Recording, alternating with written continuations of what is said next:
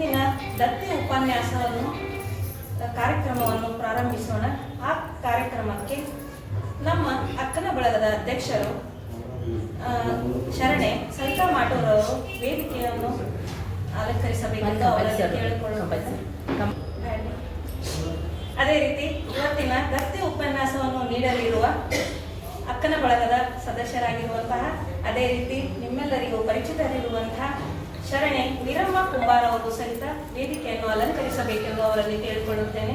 ಅದೇ ರೀತಿ ಉಪನ್ಯಾಸ 2 ಶರಣೆ ಜಯಶ್ರೀ ಶೆಟ್ಟರ್ ಅವರು ಸಹಿತ ವೇದಿಕೆಯನ್ನು ಅಲಂಕರಿಸಬೇಕೆಂದು ಅವರಲ್ಲಿ ಕೇಳಿಕೊಳ್ಳುತ್ತೇನೆ.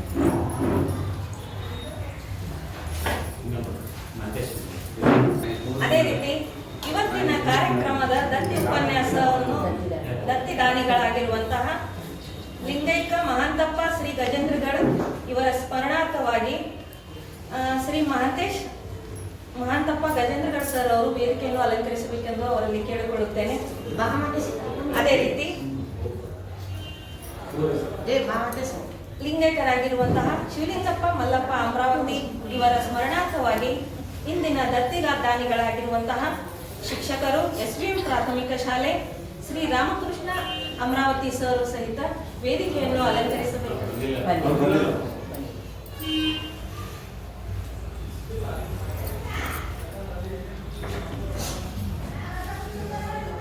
ಇತ್ತುದು ಹೋಯಿತು, ಉಳಿದಿದು ಹೋಯಿತು, ಕೊಟ್ಟುದೇ ಉಳಿದಿದು ಕೂಡಲ ಸಂಗಮ ದೇವ ಎಂಬ ಬಸವಣ್ಣನವರ ವಚನದಲ್ಲಿ ಮಾನವ ಜೀವನದಲ್ಲಿ ನಾವು ಸಂಗ್ರಹಿಸಿದ್ದುದು ಎಲ್ಲವೂ ನಾಶವಾಗುತ್ತದೆ, ಉಪಯೋಗಿಸಿದ್ದುದು ಮುಗಿದು ಹೋಗುತ್ತದೆ, ಆದರೆ ಇತರರಿಗೆ ಕೊಟ್ಟ ದಾನವೇ ಶಾಶ್ವತವಾಗಿ ಉಳಿಯುತ್ತದೆ ಎಂಬ ಮಹಾನ್ ಸಂದೇಶವನ್ನು ಬಸವಣ್ಣನವರು ಈ ವಚನದಲ್ಲಿ ಹೇಳುತ್ತಾರೆ.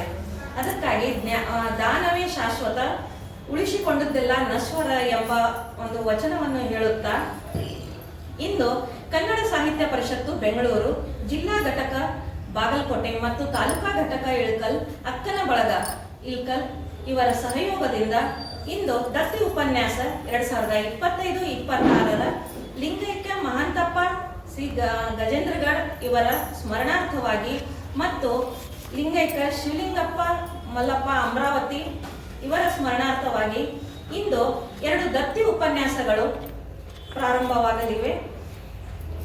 ಪ್ರಪ್ರಥಮವಾಗಿ ಈ ದತ್ತಿ ಉಪನ್ಯಾಸದ ಕಾರ್ಯಕ್ರಮವನ್ನು ವಚನ ಪ್ರಾರ್ಥನೆಯಿಂದ ಪ್ರಾರಂಭಿಸೋಣ. ವಚನ ಪ್ರಾರ್ಥನೆಯನ್ನು ಅಕ್ಕನ ಬಳಗದ ಶರಣೆಯಾಗಿರುವಂತಹ ವಿಶಾಲಾಕ್ಷಿ ಶೆಟ್ಟರ್ ಅವರು ನಡೆಸಿಕೊಡಬೇಕೆಂದು ಅವರಲ್ಲಿ ಕೇಳಿಕೊಳ್ಳುತ್ತೇನೆ.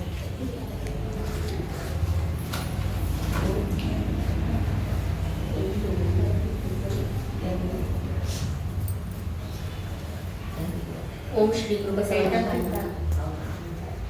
ಕಾಯಕ್ಕೆ ನೆರಳಾಗಿ ಕಾಡಿತು ಮಾಯೆ, ಕಾಯಕ್ಕೆ ನೆರಳಾಗಿ ಕಾಡಿತು ಮಾಯೆ, ಪ್ರಾಣಕ್ಕೆ ಮನವಾಗಿ ಕಾಡಿತು ಮಾಯೆ, ಕಾಯಕ್ಕೆ ನೆರಳಾಗಿ ಕಾಡಿತು ಮಾಯೆ, ಮನಕ್ಕೆ ನೆನೆ ಹಂಗೆ ಕಾಡಿತು ಮಾಯೆ,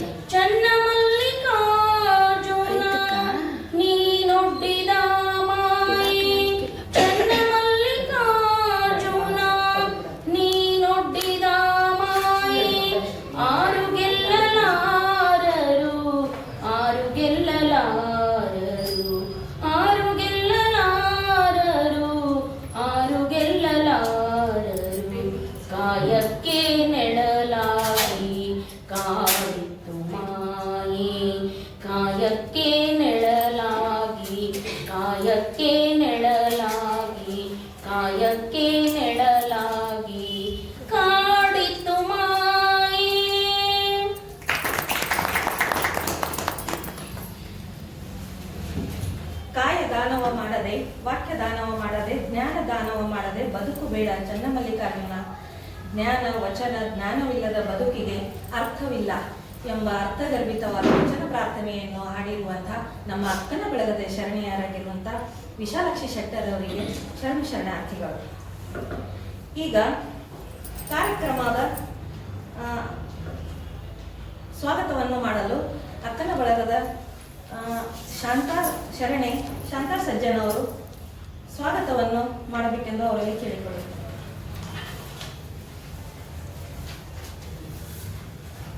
ಓಂ ಶ್ರೀ ಗುರು ಬಸವಲಿಂಗಾಯ ನಮಃ.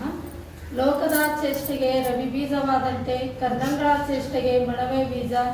ಎನಗೊಳ್ಳದೊಂದು ಮಣ, ಆ ಮಣ ನಿಮ್ಮಲ್ಲಿ ಒಡವರಿದ ಬಳಿಕ ಎನಗೆ ಹೋಗುಂಟೆ ಚನ್ನಮಲ್ಲಿಕಾರ್ಜುನ.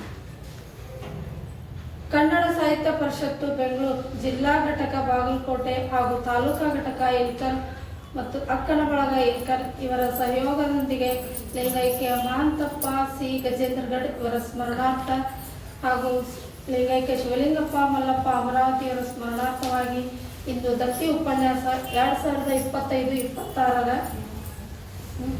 ದತ್ತಿ ಉಪನ್ಯಾಸದ ಕಾರ್ಯಕ್ರಮದ ಅಧ್ಯಕ್ಷತೆಯನ್ನು ವಹಿಸಿದಂಥ ಶರಣೆ ಸವಿತಾ ಮಾಟು ಅಧ್ಯಕ್ಷರು ಅಕ್ಕನ ಬಳಗ ಇಲ್ಕಲ್ ಇವರನ್ನು ಸ್ವಾಗತಿಸುತ್ತೇನೆ.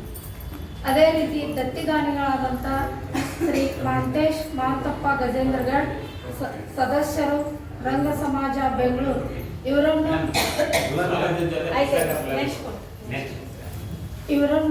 ಸ್ವಾಗತಿಸುತ್ತೇನೆ. ಅದೇ ರೀತಿ ಶ್ರೀ ರಾಮಕೃಷ್ಣ ಅಮರಾವತಿ ಶಿಕ್ಷಕರು SVM ಪ್ರಾಥಮಿಕ ಶಾಲೆ ಇಲ್ಕಲ್ ಇವರನ್ನು ಕೂಡ ಭಕ್ತಿಯಿಂದ ಸ್ವಾಗತಿಸುತ್ತೇನೆ. ಇಂದಿನ ಉಪಸ್ಥಿತಿಯಲ್ಲಿರುವಂಥ ಶ್ರೀ ಮಹಾದೇವ್ ಕಂಬಾಗಿ ಅಧ್ಯಕ್ಷರು ಕನ್ನಡ ಸಾಹಿತ್ಯ ಪರಿಷತ್ ಇಲ್ಕಲ್ ಇವರನ್ನು ಕೂಡ ಭಕ್ತಿಯಿಂದ ಸ್ವಾಗತಿಸುತ್ತೇನೆ. ಅದೇ ರೀತಿ ಇನ್ನುಳಿದ ಗಣ್ಯರನ್ನು ಈ ಕಾರ್ಯಕ್ರಮಕ್ಕೆ ಭಕ್ತಿಯಿಂದ ಸ್ವಾಗತಿಸುತ್ತೇನೆ. ಅದೇ ರೀತಿ ಇವತ್ತಿನ ದತ್ತಿ ಉಪನ್ಯಾಸವನ್ನು ನೀಡಲಿರುವ ಶರಣೆ ವೀರಮ್ಮ ಕುಂಬಾರ್ ಶಿಕ್ಷಕರು KGH PS ನಂದವಾಡ್ಗಿ ಹಾಗೂ ಅಕ್ಕನ ಬಳಗದ ಸದಸ್ಯರು ಇವರನ್ನು ಕೂಡ ಭಕ್ತಿಯಿಂದ ಸ್ವಾಗತಿಸುತ್ತೇನೆ. ಅದೇ ರೀತಿ ಇನ್ನೊಂದು ಉಪನ್ಯಾಸವನ್ನು ನೀಡಲಿರುವ ಶರಣೆ ಜಯಶ್ರೀ ಶೆಟ್ಟರ್ ಅಕ್ಕನ ಬಳಗ ಇಲ್ಕಲ್ ಇವರನ್ನು ಭಕ್ತಿಯಿಂದ ಸ್ವಾಗತಿಸುತ್ತೇನೆ. ಅದೇ ರೀತಿ ಇನ್ನುಳಿದ ಎಲ್ಲ ಶರಣ ತಂದೆ ತಾಯಂದರಲ್ಲಿ ಭಕ್ತಿಯಿಂದ ಸ್ವಾಗತಿಸುತ್ತೇನೆ. ಎಲ್ಲರಿಗೂ ಶರಣರು.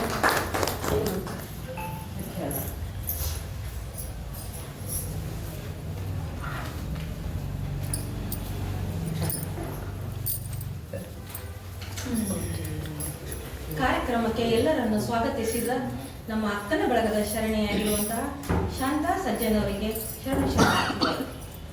ಈಗ ಇಂದಿನ ಉಪನ್ಯಾಸ ಒಂದು ವಿಷಯ ನಡೆ ಕನ್ನಡ ನುಡಿ ಕನ್ನಡ ಎಂಬ ವಿಷಯವನ್ನು ಹೇಳಲಿರುವ ಉಪನ್ಯಾಸ ವಚನ ಗ್ರಂಥ ಪುಷ್ಪಾರ್ಪಣೆ ಅದನ್ನ ಹೇಳಕತ್ತಾಳಕ್ಕೆ ವೀರಮ್ಮ ಕುಂಬಾರ್ ಅವರಿಗೆ ನಮ್ಮ ಅಕ್ಕನ ಬಳಗದ ಹಿರಿಯರಾಗಿರುವಂತಹ ಶರಣೆ ಅಂಪಕ್ಕಂಟಿಯವರು ವಚನ ಗ್ರಂಥ ಪುಷ್ಪಾರ್ಪಣೆಯನ್ನು ಮಾಡಬೇಕೆಂದು ಅವರಲ್ಲಿ ಕೇಳಿಕೊಳ್ಳುತ್ತೇನೆ.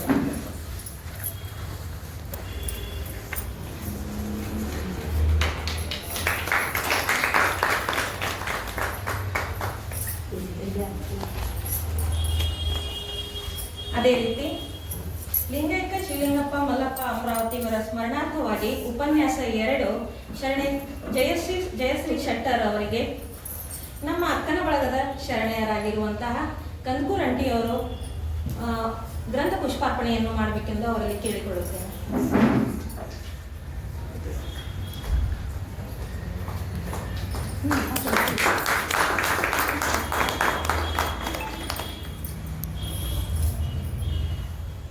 ಅದೇ ರೀತಿ ನಮ್ಮ ಅಕ್ಕನ ಬಳಗದ ಅಧ್ಯಕ್ಷರಾಗಿರುವಂತಹ ಶರಣೆ ಸವಿತಾ ಮಾಟೂರ್ ಅವರಿಗೆ ಅಕ್ಕನ ಬಳಗದ ಶರಣೆಯಾಗಿರುವಂತಹ ಸವಿತಾ ಶೆಟ್ಟಿಯವರು ಗ್ರಂಥ ಪುಷ್ಪಾರ್ಪಣೆ ಮಾಡಬೇಕೆಂದು ಅವರಲ್ಲಿ ಕೇಳಿಕೊಳ್ಳುತ್ತೇನೆ.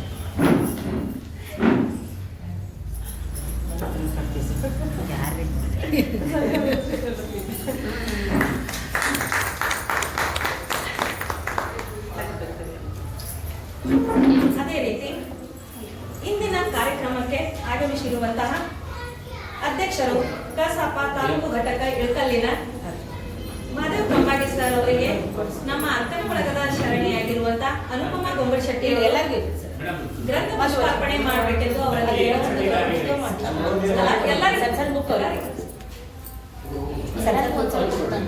ಅದೇ ರೀತಿ ಇಂದಿನ ದತ್ತಿದಾನಿಗಳಾಗಿರುವಂತಹ ಶ್ರೀ ಮಹಾಂತೇಶ್ ಗಜೇಂದ್ರಗಢ ಸರ್ ಅವರಿಗೆ ಮತ್ತು ಶ್ರೀ ರಾಮಕೃಷ್ಣ ಅಮರಾವತಿ ಸರ್ ಅವರಿಗೆ ನಮ್ಮ ಅಕ್ಕನ ಬಳಗದ ಶರಣೆಯರಾಗಿರುವಂತಹ ಸವಿತಕ್ಕ ಗೊಂಬಳಶೆಟ್ಟಿ ಅವರು ಗ್ರಂಥ ಪುಷ್ಪಾರ್ಪಣೆ ಮಾಡ್ಬೇಕಂತ ಹೇಳಿ ಅವರ ಕೇಳಿಕೊಳ್ಳುತ್ತೇನೆ.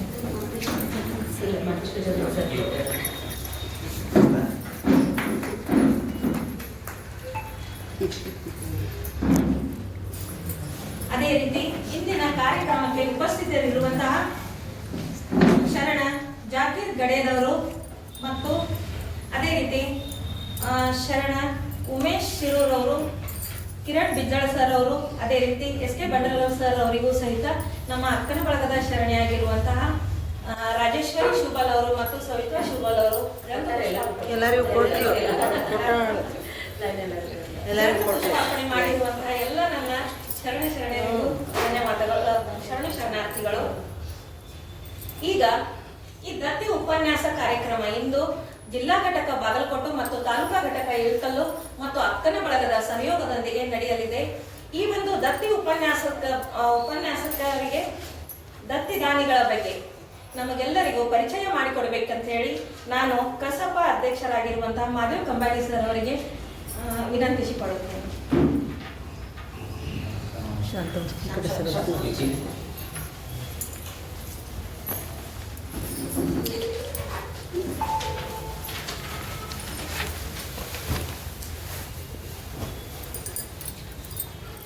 ಎರಡು ಸಾವಿರದ 25-26ನೇ ಸಾಲಿನ ದತ್ತಿ ನಿಧಿ ಕಾರ್ಯಕ್ರಮವನ್ನು ತಡವಾಗಿ ಪ್ರಾರಂಭಿಸ್ತಾ ಇದ್ದೀವಿ. ಬೇಗನೆ ಪ್ರಾರಂಭಿಸಬೇಕಾಗಿತ್ತು. ಕೆಲವು ಅನಿವಾರ್ಯ ಕಾರಣಗಳಿಂದ ತಡವಾಗಿ ಪ್ರಾರಂಭಿಸುವ ಮೂಲಕ ಕಳೆದ ಸಾರಿ ಅಕ್ಕನ ಬಳಗದ ಸಹೋದರಿಯರು ಭಾಳಷ್ಟು ಚೆನ್ನಾಗಿ ನಡೆಸಿಕೊಟ್ಟಿದ್ರು.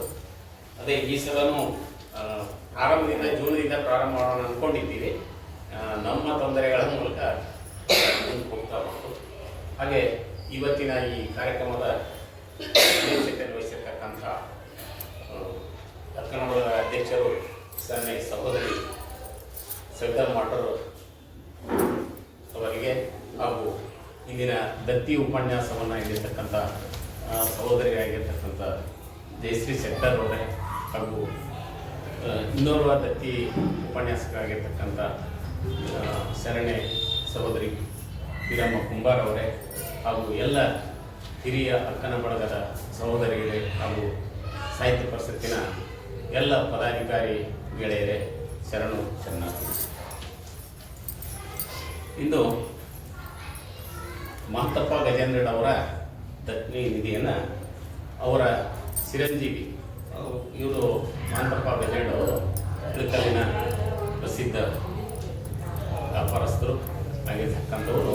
ಅವರ ಚಿರಂಜೀವಿ ಗೆಳೆಯ ಮಹಾಂತೇಶ್ ಗಜೇಂದ್ರಡ್ ಅವರು ಅವರ ತಂದೆಯ ಸವಿನೆನಪಿಗಾಗಿ ದತ್ತಿ ನಿಧಿಯನ್ನು ಸ್ಥಾಪಿಸಿದ್ದಾರೆ. ಅವರು ಈ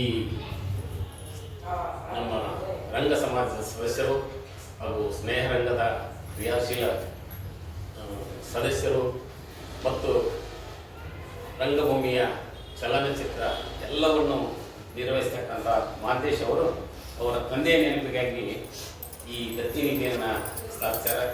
ಅದ್ರ ಜೊತೆಗೆ ಅವ್ರ ವಿಶೇಷ ಏನು ಅಂದರೆ ನಡೆ ಕನ್ನಡ ನುಡಿ ಕನ್ನಡ ಅಂತಕ್ಕಂಥ ಒಂದು ವಿಷಯದ ಮೇಲೆ ಈ ದತ್ತಿ ನಿಧಿಯನ್ನು ನಡೆಸಬೇಕು ಅಂತಕ್ಕಂಥ ಅವರ ಅಪೇಕ್ಷೆಯ ಮೂಲಕ ನಮ್ಮ ಕನ್ನಡ ಸಾಹಿತ್ಯ ಪರಿಷತ್ತು ಈ ಕಾರ್ಯಕ್ರಮವನ್ನು ಆಯೋಜಿಸಿದೆ. ಅದರ ಜೊತೆಗೆ ಎರಡನೇದಾಗಿರ್ತಕ್ಕಂಥ ಉಪನ್ಯಾಸ ಲಿಂಗೈಕ್ಯ ಪ್ರಕಾಶ್ ಶಿವಲಿಂಗಪ್ಪ ಅಮರಾವತಿ ನಿವೃತ್ತ ಶಿಕ್ಷಕರಾಗಿರ್ತಕ್ಕಂಥವ್ರು. ಅವರ ತಂದೆಯ ಹೆಸರಿನಿಂದ ಶಿವಲಿಂಗಪ್ಪ ಮಲ್ಲಪ್ಪ ಅಮರಾವತಿ ಅಂತಕ್ಕಂಥ ಅವರ ತಂದೆಯ ಹೆಸರಿನಿಂದ ದತ್ತಿಯನ್ನು ಸ್ಥಾಪಿಸಿದ್ದಾರೆ. ಇವರು ಪ್ರಕಾಶ್ ಅಮರಾವತಿ ಸರ್ ಸಾಹಿತ್ಯ ಆಸಕ್ತರು ಹಾಗೂ ಸಾಹಿತ್ಯ ಪ್ರೇಮಿಗಳಾಗಿರ್ತಕ್ಕಂಥವ್ರು. ಅವರು ಎಲ್ಲರಿಗಿಂತ ಮುಂಚೆನೇ ನಾವು ಇನ್ನು ಸಾಹಿತ್ಯ ಪರಿಷತ್ ಸದಸ್ಯರಾಗೋದಕ್ಕಿಂತ ಮುಂಚೆನೇ ಅವರು ದತ್ತಿ ನಿಧಿಯನ್ನು ಸ್ಥಾಪಿಸ್ತಕ್ಕಂಥವ್ರು. ಹಾಗಾಗಿ ಈ ಎರಡು ದತ್ತಿ ನಿಧಿಗಳನ್ನು ಇವತ್ತಿನ ದಿವಸ ಉಪನ್ಯಾಸಕ ಸಹೋದರರು ನೆರವೇರಿಸ್ತಾರೆ. ಆ ಕಾರಣಕ್ಕಾಗಿ ಈ ಅವಕಾಶಕ್ಕಾಗಿ ನಮ್ಮೆಲ್ಲರಿಗೂ ವಂದಿಸಿ ನಾನು 2 ಮಾತು ಮುಗಿಸ್ತೀನಿ.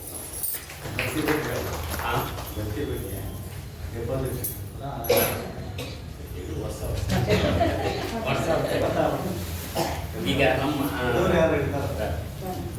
ನಮ್ಮ ಇಲ್ಲ ಅಂದ್ರೆ ವರ್ಷ ಹೇಳಿರ್ತೀವಿ ಅನ್ನೋದಕ್ಕೆ ಈ ಸಾಹಿತ್ಯ ಪರಿಷತ್ ಕೇಂದ್ರ ಸಾಹಿತ್ಯ ಪರಿಷತ್ನಲ್ಲಿ ನಮ್ಮ ನೆನಪಿಗಾಗಿ ಇದು ಸೂರ್ಯಚಂದ್ರ ಇರುವವರೆಗೇನೆ ಇರೋದು. ನಾವು ಯಾರು ಅಳೆದು ಹೋದರೂ ಕೂಡ ನಾವು ಯಾರು ನಮ್ಮ ತಂದೆ ತಾಯಿ ಹೆಸರಲ್ಲೇ ಇಟ್ಟಿರ್ತೀವಿ, ಅದನ್ನು ಮುಂದೆ ಬರುವ ಪೀಳಿಗೆಗಳು ಎಲ್ಲರೂ ಯಾರೇ ಇರಲಿ ಕನ್ನಡ ಸಾಹಿತ್ಯ ಪರಿಷತ್ತಿನ ಅಧ್ಯಕ್ಷರು ಅದನ್ನು ನಿರಂತರವಾಗಿ ನಡೆಸ್ಕೊಂಡು ಹೋಗ್ತಾರೆ. ಆ ಬಡ್ಡಿಯಿಂದ ನಾವು 25,000 ರೂಪಾಯಿ ಕೇಂದ್ರ ಸಾಹಿತ್ಯ ಪರಿಷತ್ತಿಗೆ ಡಿಪಾಸಿಟ್ ಮಾಡಿದರೆ ಅವ್ರ ಹೆಸರಲ್ಲಿಂದ ನಾವು ಯಾರು ಇರಲಿ ಬಿಡಲಿ ಅಂತಕ್ಕಂಥದ್ದು ನಿರಂತರವಾಗಿ ನಡೀತಕ್ಕಂಥ ಒಂದು ಕ್ರಿಯೆ. ಆ ದತ್ತಿ ನಿಧಿಯ ಬಡ್ಡಿಯ ಮೂಲಕ ಈ ಕಾರ್ಯಕ್ರಮ ನಡೆಸ್ರಿ ಅಂತಕ್ಕಂಥದ್ದು ಈ ಸಾಹಿತ್ಯ ಪರಿಷತ್ತಿನ ಒಂದು ಕ್ರಿಯೆಯಾಗಿದೆ. ಅದಕ್ಕಿಂತ ಹೆಚ್ಚಿಗೆ ಕೊಡೋರು ಇರ್ತಾರೆ. ಇನ್ನು ಕೆಲವರು ಏನು ಮಾಡ್ತಾರೆ ಅಂದರೆ ಇವ್ರು ಏನು ಮಾಡ್ತಾರೋ ಬಿಡ್ತಾರೋ ಸಾಹಿತ್ಯ ಪರಿಷತ್ನವ್ರು ಅಂತ ಅವರು ಕೂಡ ಮಾಡುವಂಥ ಕಾರ್ಯಕ್ರಮ ಮಾಡ್ತಾರೆ. ಅದಕ್ಕೆ ಈ ದತ್ತಿ ನಿಧಿಯನ್ನು ನಮ್ಮ ನೆನಪಿಗೆ ನಾವು ನಮ್ಮ ತಂದೆ ತಾಯಿ ನಮ್ಮ ಅಜ್ಜ ಅಜ್ಜಿ ನಾವೆಲ್ಲ ಮರೆತು ಬಿಡ್ತೀವಿ ದಿನಗಳು ಹೋದಂಗೆಲ್ಲ. ಆದರೆ ಈ ಸಾಹಿತ್ಯ ಪರಿಷತ್ನಲ್ಲಿ ಇರ್ತಕ್ಕಂಥ ಹಣದ ಮೂಲಕ ಅವ್ರನ್ನ ನೆನೆಸ್ತಕ್ಕಂಥ ಕಾರ್ಯ ನಮ್ಮ ಸಾಹಿತ್ಯ ಪರಿಷತ್ ಮಾಡ್ತೈತಿ ಅಂತಕ್ಕಂಥ ಮಾತನ್ನು ಈ ಸಂದರ್ಭ ಹೇಳ್ತೀನಿ.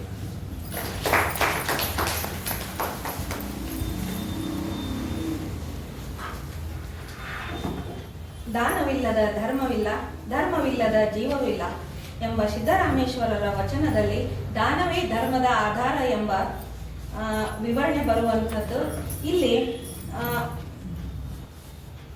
ಜಿಲ್ಲಾ ಘಟಕ ಬಾಗಲಕೋಟೆ ಮತ್ತು ತಾಲೂಕಾ ಘಟಕ ಇಳಕಲ್ಲಿನ ಕನ್ನಡ ಸಾಹಿತ್ಯ ಪರಿಷತ್ತು ಈ ದತ್ತಿ ಉಪನ್ಯಾಸವನ್ನು ಏರ್ಪಡಿಸ್ತಾರೆ. ಅದರ ಬಗ್ಗೆ ಪರಿಚಯ ಮಾಡಿಕೊಟ್ಟಂತ ಅಧ್ಯಕ್ಷರಾಗಿರುವಂತಹ ತಾಲೂಕಾ ಘಟಕಿನ ಮಾಧವ್ ಕಂಬಾಳಿ ಸರ್ ಅವರಿಗೆ ಶರಣಾರ್ಥಿಗಳು. ಅದೇ ರೀತಿ ಇಂದಿನ ಮುಖ್ಯವಾದ ಲಿಂಗೈಕ ಮಹಾಂತಪ್ಪ ಶ್ರೀ ಗಜೇಂದ್ರಗಢ ಇವರ ಸ್ಮರಣಾರ್ಥವಾಗಿ ದತ್ತಿ ಉಪನ್ಯಾಸವು ಇಲ್ಲಿ ನಾವು ಕೊಡುವುದು ಕರ್ತವ್ಯ, ಪಡೆಯುವುದು ಕೃಪೆ ಎಂಬ ಚನ್ನಬಸವಣ್ಣನವರ ವಚನದಂತೆ ಯಾವುದೇ ಫಲಾಪೇಕ್ಷೆ ಬೇಡ, ಶಿಕ್ಷಣ ಇದು ದಾನ ಮಾಡುವುದು. ಆ ದಾನವು ಕರ್ತವ್ಯ ಎಂಬಂತೆ ನಮ್ಮಲ್ಲಿ ಇರುವಂತಹ ಅಕ್ಕನ ಬಳಗದ ಶರಣೆಯಾಗಿರುವಂತಹ ಶಿಕ್ಷಣವನ್ನು ಸದಾಕಾಲ ದಾನ ಮಾಡುತ್ತಾ ನಿರ್ವಹಿಸುತ್ತಾ ವೃತ್ತಿಯನ್ನು ಮನದಾಳದಿಂದ ಒಪ್ಪಿಕೊಂಡಂತ ಇವತ್ತಿನ ಉಪನ್ಯಾಸ ಒಂದು ವಿಷಯವು ನಡೆ ಕನ್ನಡ ನುಡಿ ಕನ್ನಡ ಎಂಬ ಉಪನ್ಯಾಸವನ್ನು ನೀಡಲಿರುವ ಇವರು ಶಿಕ್ಷಕರು KGS-PS ನಂದವಾಡಿಗೆಯವರು. ಇವರು ನಡೆ ಕನ್ನಡ ಮತ್ತು ನುಡಿ ಕನ್ನಡದ ಬಗ್ಗೆ 4 ಮಾತುಗಳನ್ನು ಆಡಬೇಕೆಂದು ಅವರಲ್ಲಿ ಕೇಳಿಕೊಳ್ಳುತ್ತೇನೆ.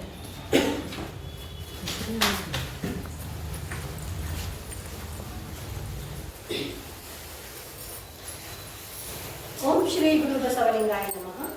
ಅಯ್ಯ, ನಿಮ್ಮ ಸಜ್ಜನ ಸದ್ಭಾವಿಗಳ ಸಂಘದಿಂದ ಮಹಾನುಭಾವಿಗಳ ಕಾಣಬಹುದು, ಮಹಾನುಭಾವಿಗಳ ಸಂಘದಿಂದ ಶ್ರೀ ಗುರುವ ಕಾಣಬಹುದು, ಶ್ರೀ ಗುರುವಿನ ಸಂಘದಿಂದ ಲಿಂಗವ ಕಾಣಬಹುದು, ಲಿಂಗ ಸಂಘದಿಂದ ಜಂಗಮವ ಕಾಣಬಹುದು, ಜಂಗಮ ಸಂಘದಿಂದ ಪ್ರಸಾದವ ಕಾಣಬಹುದು, ಪ್ರಸಾದದಿಂದ ಆಚಾರವ ಕಾಣಬಹುದು, ಆಚಾರದಿಂದ ತನ್ನ ಕಾಣಬಹುದಯ್ಯ.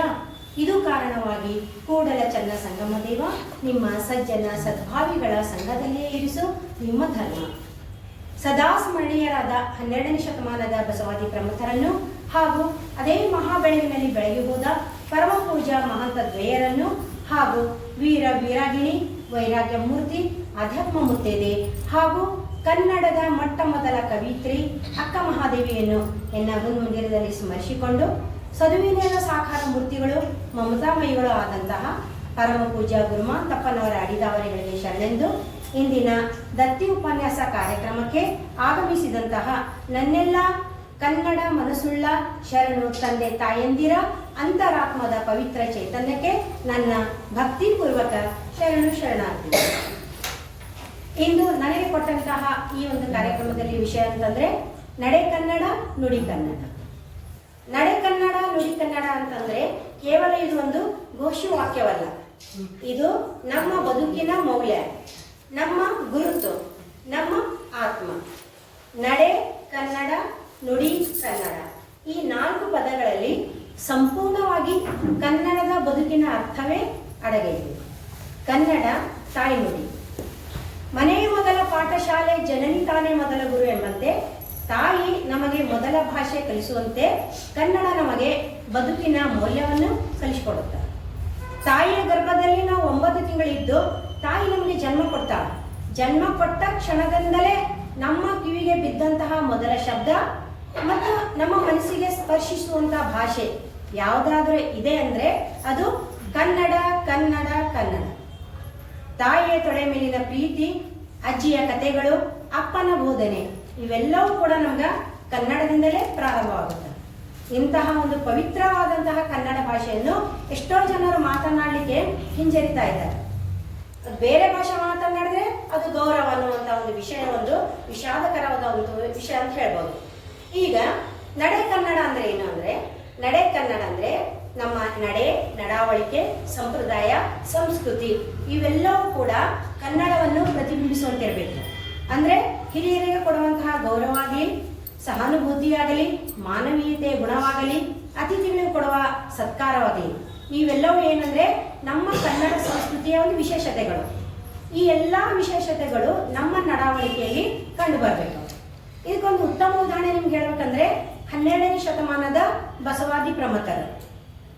ಅಲ್ಲಿ ನಡೆ ನುಡಿ ಸಿದ್ಧಾಂತವನ್ನೇ ತಮ್ಮ ಉಸಿರಾಗಿಸಿಕೊಂಡಂತಹ 12ನೇ ಶತಮಾನದ ಬಸವಾದಿ ಪ್ರಮಥರ ಒಂದು ಸಹಾನುಭೂತಿಯ ಗುಣವಾಗಲಿ, ಅವರ ಒಂದು ಮಾನವೀಯತೆಯಾಗಲಿ, ಅಲ್ಲಿ ಬಂದಂತಹ ಶರಣರಿಗೆ ಅವರು ಕೊಡುವಂತಹ ಆತಿಥ್ಯವಾಗಲಿ ಅತ್ಯಂತ ಮಹತ್ವಪೂರ್ಣ ಆಗಿತ್ತು. ಕೂಡಲ ಸಂಗನ ಶರಣರ ಬರುವೆನೆಗೆ ಪ್ರಾಣ ಜೀವಾಳವಯ್ಯ ಅಂತ ಜಗಜ್ಯೋತಿ ಅಪ್ಪ ಬಸವಣ್ಣನವರು ಹೇಳಿದ್ರೆ, ಅಯ್ಯ ನಿಮ್ಮ ಶರಣರನ್ನ ಮನೆಗೆ ಬಂದಡೆ ಅವರ ಶ್ರೀಪಾದವಯ್ಯನ್ನ ಹೃದಯ ಕಮಲದಲ್ಲಿ ಬಗೆದಿಟ್ಟುಕೊಂಬೆ ಕಾಣ ಚನ್ನಮಲ್ಲಿಕಾರ್ಜುನ ಅಂತ ಅಕ್ಕ ಹೇಳ್ತಾರೆ. 12ನೇ ಶತಮಾನದ ಅಚ್ಚ ಕನ್ನಡದಲ್ಲಿ ಸ್ವಚ್ಛವಾಗಿ ಬರೆದಿರುವಂತಹ ಎಲ್ಲಾ ವಚನಗಳನ್ನು ನೋಡಿದ್ರ ಆ ಎಲ್ಲಾ ಶರಣರು ನಮ್ಮ ಕನ್ನಡವನ್ನು ಎತ್ತಿ ಮರೆಸ್ತಾ ಇದ್ರೇನೋ ಅಂತ ಅನ್ನುವ ಭಾವನೆ ನಮ್ಮೆಲ್ಲರಲ್ಲಿಯೂ ಬರದೇ ಇರೋದು. ಹಾಗೆ ನುಡಿ ಕನ್ನಡ ಅಂತಂದ್ರೆ ಏನು? ಎಲ್ಲಾದರೂ ಇರು, ಎಂತಾದರೂ ಇದ್ರು, ಎಂದೆಂದಿಗೂ ನೀ ಕನ್ನಡವಾಗಿರು ಅಂತ ಹೇಳುವಂಗ ನಾವು ಎಲ್ಲೇ ಇರಲಿ, ಯಾರ ಜೊತೆನೇ ಮಾತಾಡ್ತೀವಿ, ನಾವೆಲ್ಲರೂ ಏನು ಅನ್ನೋದು ಕನ್ನಡದಲ್ಲಿಯೇ ನಾವು ಮಾತಾಡಬೇಕು. ಯಾಕಂತಂದ್ರ ನಮ್ಮ ಕನ್ನಡ ಹೆಂಗೈತಂದ್ರೆ, ಸುಲಿದ ಬಾಳೆಯ ಹಣ್ಣಿನಂದದಿ, ರಸ ತುಂಬಿದ ಕಬ್ಬಿನಂದದಿ, ಉಷ್ಣ ಒಳೆದ ಹಾಲಿನಂದದಿ ಸುಲಭವಾಗಿರುವ ನಮ್ಮ ಕನ್ನಡದಲ್ಲಿ ನಾವು ಮಾತಾಡಬೇಕು. ತಾಯ್ನುಡಿಗೆ ಗೌರವ ಕೊಡುವವನೇ ನಿಜವಾದ ವಿದ್ಯಾವಂತ ಅಂತ ಒಂದ್ ಕಡೆ ಹೇಳ್ತೀವಿ. ಹಾಗಂದ್ರ ನಾವು ಬರೀ ಕನ್ನಡದಲ್ಲಿ ಮಾತಾಡ್ಬೇಕಾ, ಬೇರೆ ಭಾಷೆಯಲ್ಲಿ ಮಾತಾಡೇಬಾರ್ದ ಅನ್ನುವಂಥ ಪ್ರಶ್ನೆನೂ ಕೂಡ ನಮ್ಮಲ್ಲಿ ಬರ್ಬೋದು. ಹೌದು, ನಾವೆಲ್ಲ ಭಾಷೆ ಮಾತಾಡ್ಬೇಕು. ಇಂಗ್ಲಿಷ್, ಹಿಂದಿ, ತೆಲುಗು, ತಮಿಳು ಎಲ್ಲ ಭಾಷೆಗಳು, ಇತರೆ ಎಲ್ಲ ಭಾಷೆಗಳು ಮಾತನಾಡುವುದು ತಪ್ಪಲ್ಲ. ಅದಕ್ಕೋಸ್ಕರ ನಮ್ಮ ತಾಯ್ನುಡಿಯನ್ನು ತ್ಯಜಿಸುವುದು ಸರಿಯಲ್ಲ. ಹೌದಾ? ನಾವೆಲ್ಲ ಭಾಷೆಗಳು ಮೊದಲು ನಮ್ಮ ಕನ್ನಡ ಭಾಷೆ ಕಲಿಬೇಕು, ನಂತರ ಇತರ ಭಾಷೆಗಳನ್ನು ನಾವು ಕಲಿಬೇಕು. ಕಲಿಯೋಕೆ 100 ಭಾಷೆ, ಆಡೋಕೆ ಒಂದೇ ಭಾಷೆ, ಅದು ಕನ್ನಡ, ಕನ್ನಡ, ಕನ್ನಡ. ಹಾಗಾಗಿ ನಾವು ಅನಿವಾರ್ಯವಾಗಿ ಬೇರೆ ಭಾಷೆಗಳನ್ನು ಕಲಿತು ಅದರಲ್ಲಿ ನಾವು ಸಾಮರ್ಥ್ಯವನ್ನು ಗಳಿಸಿದ ನಂತರ ಅದನ್ನು ನಾವು ಕನ್ನಡದ ಬಳಕೆಯ ವಿಸ್ತರಣೆಗಾಗಿ ಬೇಕಾದಂತಹ ಕೆಲಸದಲ್ಲಿ ಅದನ್ನು ನಾವು ತೊಡಗಿಸ್ಕೊಳ್ಬೇಕು. ಈಗ ನೋಡಿ, ಒಂದು ಉದಾಹರಣೆ ಏನಂದ್ರೆ, ಒಬ್ಬ ವ್ಯಕ್ತಿ ಕಂಪ್ಯೂಟರ್ ಶಿಕ್ಷಣವನ್ನು ಇಂಗ್ಲಿಷ್ನಲ್ಲಿ ಪಡ್ಕೊಂಡು ಅವ ಉದ್ಯೋಗ ಪಡ್ಕೊಳ್ತಾನೆ, ಅದು ಅನಿವಾರ್ಯ ಅವನಿಗೆ. ಆದ್ರೆ ಆ ಒಂದು ಶಿಕ್ಷಣವನ್ನು ಕನ್ನಡದಲ್ಲಿ ಲಭ್ಯವಾಗುವಂತ ರೀತಿಯಲ್ಲಿ ಆತ ಮಾಡಬೇಕು. ಈಗ ನೋಡಿ, ಒಬ್ಬ ರಾಷ್ಟ್ರಭಕ್ತ ಅಂದ್ರೆ ಸೈನಿಕ ತನ್ನ ದೇಶದ ರಕ್ಷಣೆಗಾಗಿ ದುಡಿತಾನಂತ. ಹಾಗೆ ಆಯಾ ಭಾಷಿಕರು ತಮ್ಮ ಒಂದು ಭಾಷೆಯ ರಕ್ಷಣೆಗಾಗಿ ದುಡಿತಾರ. ಹಂಗ ಭಾರತ ಕನ್ನಡದ ನಿವಾಸಿಯಾಗಿರುವಂತಹ ಕನ್ನಡಿಗನ ಮನಸ್ಸು ಇಂಗ್ಲಿಷ್ ಆಗಿರಬಾರ್ದು, ಬದಲಾಗಿ ಕನ್ನಡದ ನಿವಾಸಿಯಾಗಿ ಆತನ ಮನಸ್ಸು ಕೂಡ ಕನ್ನಡ ಆಗಿರ್ಬೇಕು. ಈಗ ನಾವು ಎಲ್ಲಾ ಭಾಷೆಗಳನ್ನು ಪ್ರೀತಿ ಮಾಡೋಣ, ಆದ್ರೆ ನಮ್ಮ ಭಾಷೆಯನ್ನು ನಾವೇನ್ ಮಾಡಬೇಕು? ಪೂಜಿಸಬೇಕು. ಹಾಗೆ ಶೈಕ್ಷಣಿಕವಾಗಿ, ಸಾಮಾಜಿಕವಾಗಿ, ಸಾಹಿತ್ಯಾತ್ಮಕವಾಗಿ, ಆಡಳಿತಾತ್ಮಕವಾಗಿ, ತಾಂತ್ರಿಕವಾಗಿ ಈ ಎಲ್ಲಾ ಕ್ಷೇತ್ರಗಳಲ್ಲಿಯೂ ಕೂಡ ನಮ್ಮ ನಡೆ ಕನ್ನಡ, ನುಡಿ ಕನ್ನಡವನ್ನು ಬಿಂಬಿಸುವಂತೆ ನಮ್ಮನ್ನು ನಾವು ಈ ಎಲ್ಲಾ ಕ್ಷೇತ್ರಗಳಲ್ಲಿ ತೊಡಗಿಸ್ಕೊಳ್ಬೇಕು. ಈಗ ನೋಡಿ, ಒಂದು ಎಷ್ಟು ಕನ್ನಡ ಬಗ್ಗೆ ಎಷ್ಟು ಚಂದ ಹೇಳ್ತಾರಂದ್ರೆ, ಕಣ್ಣಿಗೆ ಕಾಡಿಗೆ ಬೇಕು. ಈ ಕಾಡಿಗೆ ಅನ್ನೋದ 2 ಅರ್ಥದಲ್ಲಿ ಕೂಡ ನಾವು ಬಳಸ್ಕೋಬಹುದು. ಕಣ್ಣಿಗೆ ಕಾಡಿಗೆ ಬೇಕು, ಕಾಡಿಗೆ ಪ್ರಾಣಿ, ಪಕ್ಷಿ, ಮರ, ಗಿಡ ಬೇಕು. ಈ ಪ್ರಾಣಿ ಪಕ್ಷಿಗಳಿಗೆ ಗಾಳಿ, ನೀರು, ಬೆಳಕು ಬೇಕು. ಈ ಎಲ್ಲ ಗಾಳಿ, ನೀರು, ಬೆಳಕು, ಪ್ರಾಣಿ, ಪಕ್ಷಿ, ಭೂಮಿಗೆ ಏನ್ ಬೇಕಂದ್ರೆ ಮಾನವನ ಪರಿಸರಾತ್ಮಕ ಬದುಕು ಬೇಕಲ್ಲ. ಹಂಗ ನಮ್ಮ ಈ ಶೈಕ್ಷಣಿಕ, ಸಾಮಾಜಿಕ, ಆಡಳಿತಾತ್ಮಕ, ಸಾಹಿತ್ಯಾತ್ಮಕ ಈ ಎಲ್ಲ ಆತ್ಮಕಗಳಿಗೆ ಏನು ಬೇಕು? ಅದು ನಡೆ ಕನ್ನಡ, ನುಡಿ ಕನ್ನಡ ಎಂಬ ಆತ್ಮ ಬೇಕು.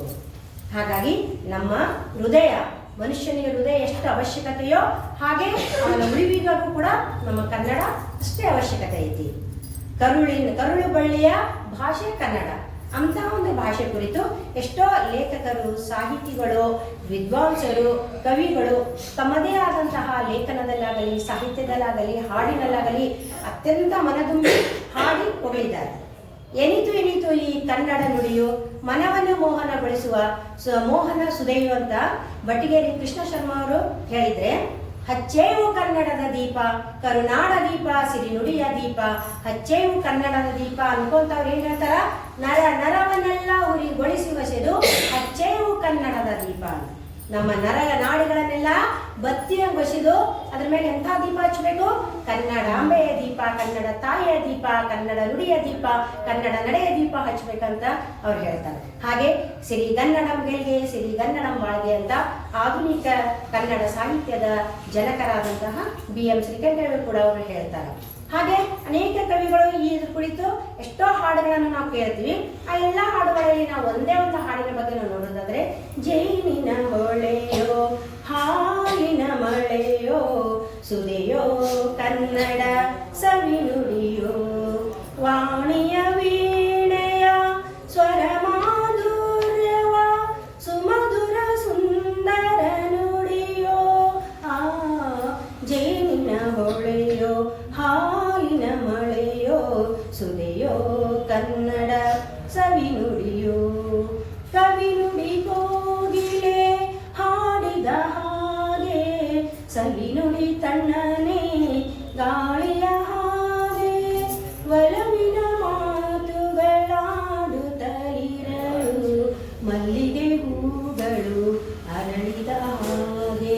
ಮಕ್ಕಳು ನುಡಿದರೆ ಸಕ್ಕರೆಯಂತೆ, ಅಕ್ಕರೆ ನುಡಿಗಳು ಮುತ್ತುಗಳಂತೆ, ಪ್ರೀತಿಯ ನೀತಿಯ ಮಾತುಗಳೆಲ್ಲ ಸುಮಧುರ ಸುಂದರ ನುಡಿಯೋ, ಆ ಜೇನಿನ ಹೊಳೆಯೋ ಹಾಲಿನ ಮಳೆಯೋ ಸುದೆಯೋ ಕನ್ನಡ ಸವಿನುಡಿಯೋ. ಕುಮಾರ ವ್ಯಾಸನ ಕಾವ್ಯವೇ ಚಂದ, ಕವಿ ಸರ್ವಜ್ಞನ ಪದಗಳೇ ಅಂದ, ದಾಸರು ಶರಣರು ನಾಡಿಗೆ ನೀಡಿದ ಭಕ್ತಿಯ ಗೀತೆಗಳ ಪರಮಾನಂದ. ರನ್ನನು ರಚಿಸಿದ ಹೊನ್ನಿನ ನುಡಿಯು, ಪಂಪನು ರಚಿಸಿದ ಹೊನ್ನಿನ ನುಡಿಯು, ಕನ್ನಡ ತಾಯಿಯು ನೀಡಿದ ವರವೋ ಸುಮಧುರ ಸುಂದರ ನುಡಿಯೋ, ಆ ಜೇನಿನ ಹೊಳೆಯೋ ಹಾಲಿನ ಮಳೆಯೋ ಸುದಿಯೋ ಕನ್ನಡ ಸವಿನುಡಿಯೋ, ಸುದಿಯೋ ಕನ್ನಡ ಸವಿನುಡಿಯೋ. ನೋಡ್ರಿ ನಮ್ಮ ಕನ್ನಡ ಹೆಂಗೈತಂದ್ರೆ ಮಕ್ಕಳಾದ್ರೆ ಸಕ್ಕರೆ ಹೆಂಗೈತಂತ, ಮಲ್ಲಿಗೆ ಹೂ ಅರಳದಂಗೆ ಐತಂತ. ಎಂತ ಒಂದು ಅದ್ಭುತವಾದ ಕಲ್ಪನೆಯನ್ನು ಕವಿಗಳು ನಮ್ಗೆ ಕೊಟ್ಟಾರ. ಅದೇ ರೀತಿಯಾಗಿ ಒಂದ್ ಕಡೆ ದಿನಕರ ದೇಸಾಯಿ ಅವರು ಹೇಳ್ತಾರೆ ಏನಂದ್ರೆ, ಓ ನನ್ನ ಕನ್ನಡದ ನುಡಿಯೇ ನೀನೆಷ್ಟು ಚಂದ, ಅದರಲ್ಲಿ ಏನೇ ಗೀಚಿದರೋದು ಆಗುವುದು ಶ್ರೀಗಂಧ, ಸಿಂಗಾರದ ಕಣಿ ಅದರ ಶಬ್ದ ಸಂಪತ್ತು, ಬಂಗಾರಕ್ಕಿಂತಲೂ ಶ್ರೇಷ್ಠ ಅದರ ನುಡಿಮುತ್ತು. ನೋಡ್ರಿ ಎಂತ ಅದ್ಭುತವಾಗಿದೆ. ಕನ್ನಡದ ಮಾತುಗಳು ಹೇಳ್ತಿದ್ರೆ ಮೈಯೆಲ್ಲ ಏನಂತ ರೋಮಾಂಚನ ಆಗ್ತದೆ, ಕೂದಲೆಲ್ಲ ಎದ್ದು ಹೇಳ್ತಾವ, ರೋಮಗಳು ಕೂಡ ನಮ್ಗೆ ಏನಿಸ್ತಾವ, ಮೈ ಜುಮ್ ಅನ್ನುವಂಥ ಒಂದು ಭಾಷೆ ನಮ್ದು ಕನ್ನಡ. ಈ ಕನ್ನಡ ಲಿಪಿ ಇತಿಹಾಸದ ಬಗ್ಗೆ ಒಬ್ಬ ಕವಿ ಹೇಳ್ತಾರ, ಸ್ವಂತ ಭಾಷೆ, ಸ್ವಂತ ಲಿಪಿ, ಸ್ವಂತ ಸಂಖ್ಯೆ ಮತ್ತು ದೊಡ್ಡದಾದ ವ್ಯಾಕರಣ, ಉಚ್ಚರಿಸಿದನ್ನೇ ಬರೆಯುವುದನ್ನೇ ಉಚ್ಚರಿಸುವ ಸಾವಿರಾರು ವರ್ಷಗಳ ಇತಿಹಾಸವನ್ನು ಹೊಂದಿರುವ ಭೂಮಂಡಲದ ಏಕೈಕ ಭಾಷೆ ಕನ್ನಡ ಕನ್ನಡ ಕನ್ನಡ. ನೋಡಿ ಕನ್ನಡ ಲಿಪಿ ಸುಮಾರು 15 ವರ್ಷದಿಂದ 16 ವರ್ಷಗಳ ಒಂದು ಹಳೆಯದ್ದು. ಈಗ ಹಲ್ಮಿಡಿ ಶಾಸನ 5ನೇ ಶತಮಾನದಲ್ಲಿ ಬಂತು. ಕ್ರಿಸ್ತಶಕ 450ರಲ್ಲಿ ಹಲ್ಮಿಡಿ ಶಾಸನ, 700ರಲ್ಲಿ ಕಪ್ಪೆ ಆರ್ಯಭಟ್ಟನ ಶಾಸನ ಮತ್ತು ಹಾಗೆ 850ರಲ್ಲಿ ಇವ್ರದ್ದು ಕವಿರಾಜ ಮಾರ್ಗ ಇವೆಲ್ಲದರಲ್ಲಿ ನೋಡಿದ್ರೆ ಕನ್ನಡದ ಶ್ರೀಮಂತಿಕೆಯನ್ನು ಸ್ಪಷ್ಟವಾಗಿ ನಮ್ಗೆ ಕಂಡು ಬರುತ್ತಾ. ಹಾಗೆ 45 ದಶಲಕ್ಷಕ್ಕಿಂತಲೂ ಹೆಚ್ಚಿನ ಜನರು ತಮ್ಮ ಆಡುನುಡಿಯಾಗಿ ನಮ್ಮ ಕನ್ನಡ ಭಾಷೆಯನ್ನು ಮಾತನಾಡ್ತಾ ಇದ್ದಾರೆ. ಕನ್ನಡದ ಭಾರತದಲ್ಲಿ ಅಧಿಕೃತವಾದಂಥ 22 ಭಾಷೆಗಳಲ್ಲಿ ನಮ್ಮ ಕನ್ನಡ ಕೂಡ ಒಂದಾಗಿದೆ. ಇದು ನಾವು ಎಲ್ಲರೂ ಹೆಮ್ಮೆ ಪಡುವಂತಹ ಒಂದು ವಿಷಯ ಅಂತ ಹೇಳ್ಬೋದು. ಹಾಗೆ ಮುಂದೆ ಇವ್ರು ಹೇಳ್ತಾರೆ, ಸಿದ್ದಾಪುರದಲ್ಲಿ ಹೇಳ್ತಾರೆ, ಬೆಳಗಲಿ ಕನ್ನಡದ ದೀಪ, ಚಿರಕಾಲ ಬೆಳಗಲಿ ಕನ್ನಡದ ದೀಪ, ಜನಕ್ಕೆಲ್ಲ ಬೆಳಕಾಗಿ ಭವ್ಯ ಪ್ರದೀಪ, ಭಾರತಕ್ಕೆ ಬಲವಾಗಿ ದಿವ್ಯ ಪ್ರದೀಪ, ಕಳೆಯಲಿ ತಾಪ ಬೆಳಗಲಿ ತಾಪ, ಗೊತ್ತಿತ್ತೋ ಕನ್ನಡದ ದೀಪ ಅಂತ ಅವ್ರು ಹೇಳಿದ್ರ. ಇವ್ರು ಹೇಳ್ತಾರೆ, ಯಾರು? ರಾಷ್ಟ್ರಕವಿ ಕುವೆಂಪು ಹೇಳ್ತಾರ, ಕನ್ನಡಕ್ಕಾಗಿ ಕೈ ಎತ್ತು ನಿನ್ನ ಕೈ ಕಲ್ಪವೃಕ್ಷವಾಗುತ್ತದೆ, ಕನ್ನಡಕ್ಕಾಗಿ ಕೈ ಎತ್ತು ನಿನ್ನಲ್ಲಿ ಪಾಂಚಜನ್ಯ ಮೊಳಗುತ್ತದೆ, ಕನ್ನಡಕ್ಕಾಗಿ ಕಿರು ಬೆರಳು ಎತ್ತಿದ್ದರೂ ಸಾಕು ಇಂದು ಅದೇ ಗೋವರ್ಧನ ಗಿರಿಧಾಮ ಆಗುತ್ತದೆ ಅಂತ ಹೇಳ್ಬೇಕಂದ್ರೆ ಕನ್ನಡದಲ್ಲಿರುವಂಥ ತಾಕತ್ತು ಎಂಥದಂತ ನಾವು ತಿಳ್ಕೋಬೇಕು. ಇಷ್ಟೇ ಯಾಕೆ ನಮ್ಮ ನಿಮ್ಮೆಲ್ಲರಿಗೂ ಪರಿಚಿತ ಕನ್ನಡಾಂಬೆಯ ಸುಪುತ್ರರಾದಂತಹ GP ರಾಜರತ್ನಂ, ಎಲ್ಲರಿಗೂ ಗೊತ್ತೈತಿ. GP ರಾಜರತ್ನಂ ಅಂದ್ರೆ ಕನ್ನಡ, ಕನ್ನಡ ಅಂದ್ರೆ GP ರಾಜರತ್ನಂ. ಅವ್ರು ಹೇಳ್ತಾರೆ ಏನಂದ್ರ, ಆಜ್ಞೆ ಮಾಡೋ ಐಗಳೆಲ್ಲ ದೇವ್ರೇ ಆಗ್ಲಿ ಎಲ್ಲ, ಆಜ್ಞೆ ಮಾಡೋ ಐಗಳೆಲ್ಲ ದೇವ್ರೇ ಆಗ್ಲಿ ಎಲ್ಲ, ಕನ್ನಡ ಸುದ್ದಿಗೇನ್ರ ಬಂದ್ರೆ, ಕನ್ನಡ ಸುದ್ದಿಗೇನ್ರ ಬಂದ್ರೆ ಮಾನ ಉಳಿಸಾಕಿಲ್ಲ, ಮಾನ ಉಳಿಸಾಕಿಲ್ಲ, ನಾಲ್ಗೆ ಕೊಯ್ಸಿ ನರ್ಕ ಕಿಳಿಸಿ ಬಾಯಿ ಹೊಲಿಸಿದ್ರೇನೆ, ನರ್ಕ ಇಳಿಸಿ ನಾಲ್ಗೆ ಸೀಳಿಸಿ ಬಾಯಿ ಹೊಲಿಸಿದ್ರೇನೆ, ಮೂರ್ನಾಲ್ ಕನ್ನಡ ಮಾತಾಡ್ತೀನಿ ನನ್ ಮನ್ಸನ್ನಿ ಕಾಣೆ, ನನ್ ಮನ್ಸನ್ನಿ ಕಾಣೆ. ಅವ್ರೇನಂತ ರತ್ನಮ್ಮ ಅವರು, ನನ್ಗೆ ಹೆಂಡ ಹೆಣತಿ ಕನ್ನಡ ಪದವನ್ನು ಬಹಳ ಇಷ್ಟ, ಅದರಲ್ಲೂ ಒಂದಿಷ್ಟು ಬಿಡು ಅಂದ್ರ ಹೆಂಡ ಹೋಗ್ಲಿ ಹೆಂಡತಿ ಹೋಗ್ಲಿ ಎಲ್ಲ ಕೊಚ್ಕೊಂಡು ಹೋಗ್ಲಿ, ಹೆಂಡ ಹೋಗ್ಲಿ ಹೆಂಡತಿ ಹೋಗ್ಲಿ ಎಲ್ಲ ಕೊಚ್ಕೊಂಡು ಹೋಗ್ಲಿ, ಪರ್ಪಂಚಿರೋ ತನಕ ಮುಂದೆ ಕನ್ನಡ ಪದಗಳು ನುಗ್ಲಿ, ಕನ್ನಡ ಪದಗಳು ನುಗ್ಲಿ. ನೋಡ್ರಿ ಎಂತಹ ಒಂದು ಅದ್ಭುತವಾದ ಕಲ್ಪನೆ. ಹಾಗೆ ಕನ್ನಡ ಬಗ್ಗೆ ಅಪ್ಪ ಬಸವಣ್ಣನವ್ರ ಬಗ್ಗೆ ಒಂದೇ ಒಂದು ಚುಟುಕು ನಾವು ನೋಡೋದಾದ್ರ, ನಮ್ಮ ಕನ್ನಡದ ಭಕ್ತಿಯ ಬೆಳಕಿನ ಜ್ಯೋತಿ ಬಸವ, ಅವರ ನುಡಿಗಳಲ್ಲಿ ಮೊಳಗುತ್ತಿತ್ತು ಸತ್ಯದ ಶಿವಭಾವ, ಅವರ ವಚನಗಳಲ್ಲಿ ಮೂಡುತ್ತಿತ್ತು ಮಾನವೀಯತೆಯ ಭಕ್ತಿ ಪ್ರಭಾದ, ಅವರ ಕಾವ್ಯದ ನುಡಿಗಳಲ್ಲಿ ಹೊಳೆಯುತ್ತಿತ್ತು ಧರ್ಮ ಪ್ರಭೇದ. ಹಾಗೆ ಅಕ್ಕನ ಬಗ್ಗೆ ನಾವು ನೋಡೋದಾದ್ರ, ನಮ್ಮ ಕನ್ನಡದ ಭಕ್ತಿಯ ಕಲಶವಾಗಿ ಬೆಳಗಿದಳು ಅಕ್ಕ ಮಹಾದೇವಿ, ಆತ್ಮದ ನಿಜ ರೂಪದವಳು, ಸತ್ಯ ತ್ಯಾಗ ಕಾವ್ಯದ ನದಿಯಾಗಿ ಹರಿದವಳು, ಚನ್ನ ಮಲ್ಲಿಕಾರ್ಜುನನ್ನು ಪ್ರೇಮದಿ ಪೂಜಿಸಿದವಳು.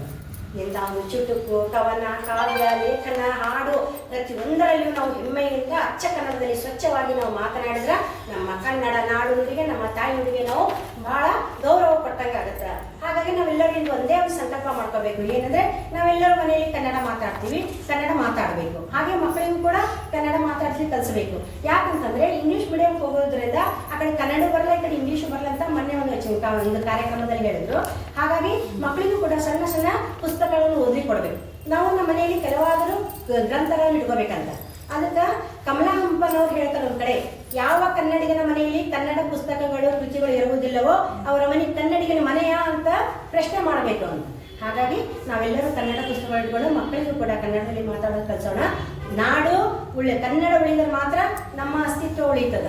ಯಾವ ಭಾಷೆ ಜನಾಂಗಕ್ಕೆ ಯಾವ ಭಾಷೆ ಇಲ್ಲವೋ ಆ ಜನಾಂಗದ ಇತಿಹಾಸನೇ ಇಲ್ಲ. ಹಾಗಾಗಿ ನಡೆ ಕನ್ನಡ ಆಗಬೇಕು, ನುಡಿ ಕನ್ನಡ ಆಗಬೇಕು. ಅದಕ್ಕಾಗಿ ನಾವು ದುಡಿಬೇಕು. ನಮ್ಗೆ ಸಮಯ ಬಿದ್ದರೆ ಹೋರಾಟನೂ ಮಾಡಬೇಕು. ನಾವು ಕನ್ನಡಕ ಹೋರಾಡು ಕನ್ನಡದ ಕಂದ, ಕನ್ನಡವ ಕಾಪಾಡು ನನ್ನ ಆನಂದ ಅಂತ ಹೇಳುವಂಗ ಅವರು ಕನ್ನಡದ ರಕ್ಷಣೆಗಾಗಿ ಕರೆ ಕೊಡ್ತಾರ. ನಾವೆಲ್ಲರೂ ಕಂಕಣಬದ್ಧರಾಗಿ ಸಿದ್ಧರಾಗಿ ನಡೆ ಕನ್ನಡ ನುಡಿ ಕನ್ನಡವನ್ನು ನಾವು ಉಳಿಸೋಣ, ಬೆಳೆಸೋಣ. ನಡೆ ಕನ್ನಡವಾಗಬೇಕು, ನುಡಿ ಕನ್ನಡವಾಗಬೇಕು. ಅಂದಾಗ ಮಾತ್ರ ನಮ್ಮ ಬದುಕು ಕೂಡ ಕನ್ನಡವಾಗುತ್ತೆ ಅಂತ ಹೇಳ್ತಾ ನಾನೇ ಬರೆದಂಥ ಒಂದು ಕವನದ 2 ಸಾಲುಗಳನ್ನು ಹೇಳಿದೆ. ನನ್ನ ಮಾತುಗಳನ್ನು ಮುಗಿಸ್ತೀನಿ.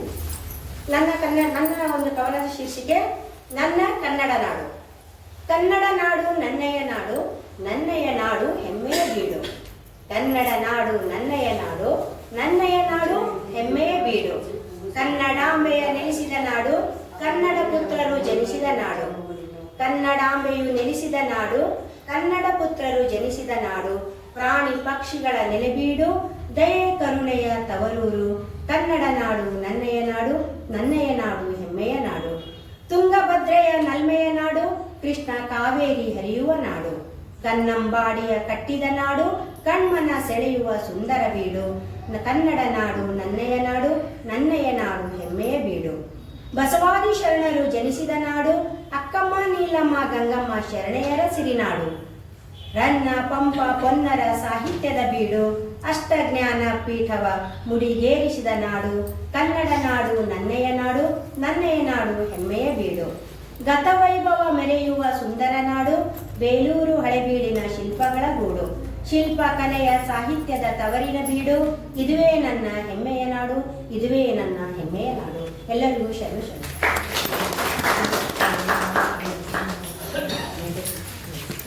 ಕಾಯದಾನವು ಮಾಡದೆ, ವಾಕ್ಯದಾನವು ಮಾಡದೆ, ಜ್ಞಾನದಾನವು ಮಾಡದೆ ಬದುಕಬೇಡ ಚನ್ನಮಲ್ಲಿಕಾರ್ಜುನ ಎಂಬ ವಚನದಲ್ಲಿ ದಾನವಿಲ್ಲದ ಬದುಕಿಗೆ ಅರ್ಥವಿಲ್ಲ ಎಂಬಂತೆ ಈ ನಮ್ಮ ಬದುಕಿನಲ್ಲಿ ಈ ಉಪನ್ಯಾಸ ಒಂದು ಕುಂಬಾರ್ ಮೇಡಮ್ ಅವರು ತಮ್ಮ ಸುಮಧುರ ಕಂಠದಿಂದ ಹಾಡುಗಳನ್ನು ಹಾಡುತ್ತಾ ಪ್ರಸ್ತುತ ಸಮಾಜದಲ್ಲಿ ನಮ್ಮ ನಡೆ ನುಡಿ ಯಾವ ರೀತಿ ಕನ್ನಡಮಯವಾಗಿರಬೇಕು, ಯಾಕೆ, ಹೇಗೆ, ಅದರ ಪರಿಣಾಮವೇನು ಎಂದು ಸವಿವರವಾಗಿ ನಮಗೆ ತಿಳಿಸಿಕೊಟ್ಟಿದ್ದಕ್ಕಾಗಿ ಅವರಿಗೆ ಭಕ್ತಿಪೂರ್ವಕ ಶರಣಾರ್ಥಿಗಳು. ಈಗ ಶಿವಲಿಂಗಪ್ಪ ಅಮರಾವತಿ ಅವರದ್ದ ಸ್ಮರಣಾರ್ಥವಾಗಿ 2ನೇ ಉಪನ್ಯಾಸವನ್ನು ನಿವೃತ್ತ ಪ್ರಾಧ್ಯಾಪಕರು ಹಾಗೂ ಅಕ್ಕನ ಬಳಗದ ಶರಣೆಯಾಗಿರುವಂತಹ ಜಯಶ್ರೀ ಶೆಟ್ಟರ್ ಅವರು ಮಾಡಿಕೊಡ್ಬೇಕೆಂದು ಅವರಲ್ಲಿ ಕೇಳಿಕೊಳ್ಳುತ್ತೇನೆ.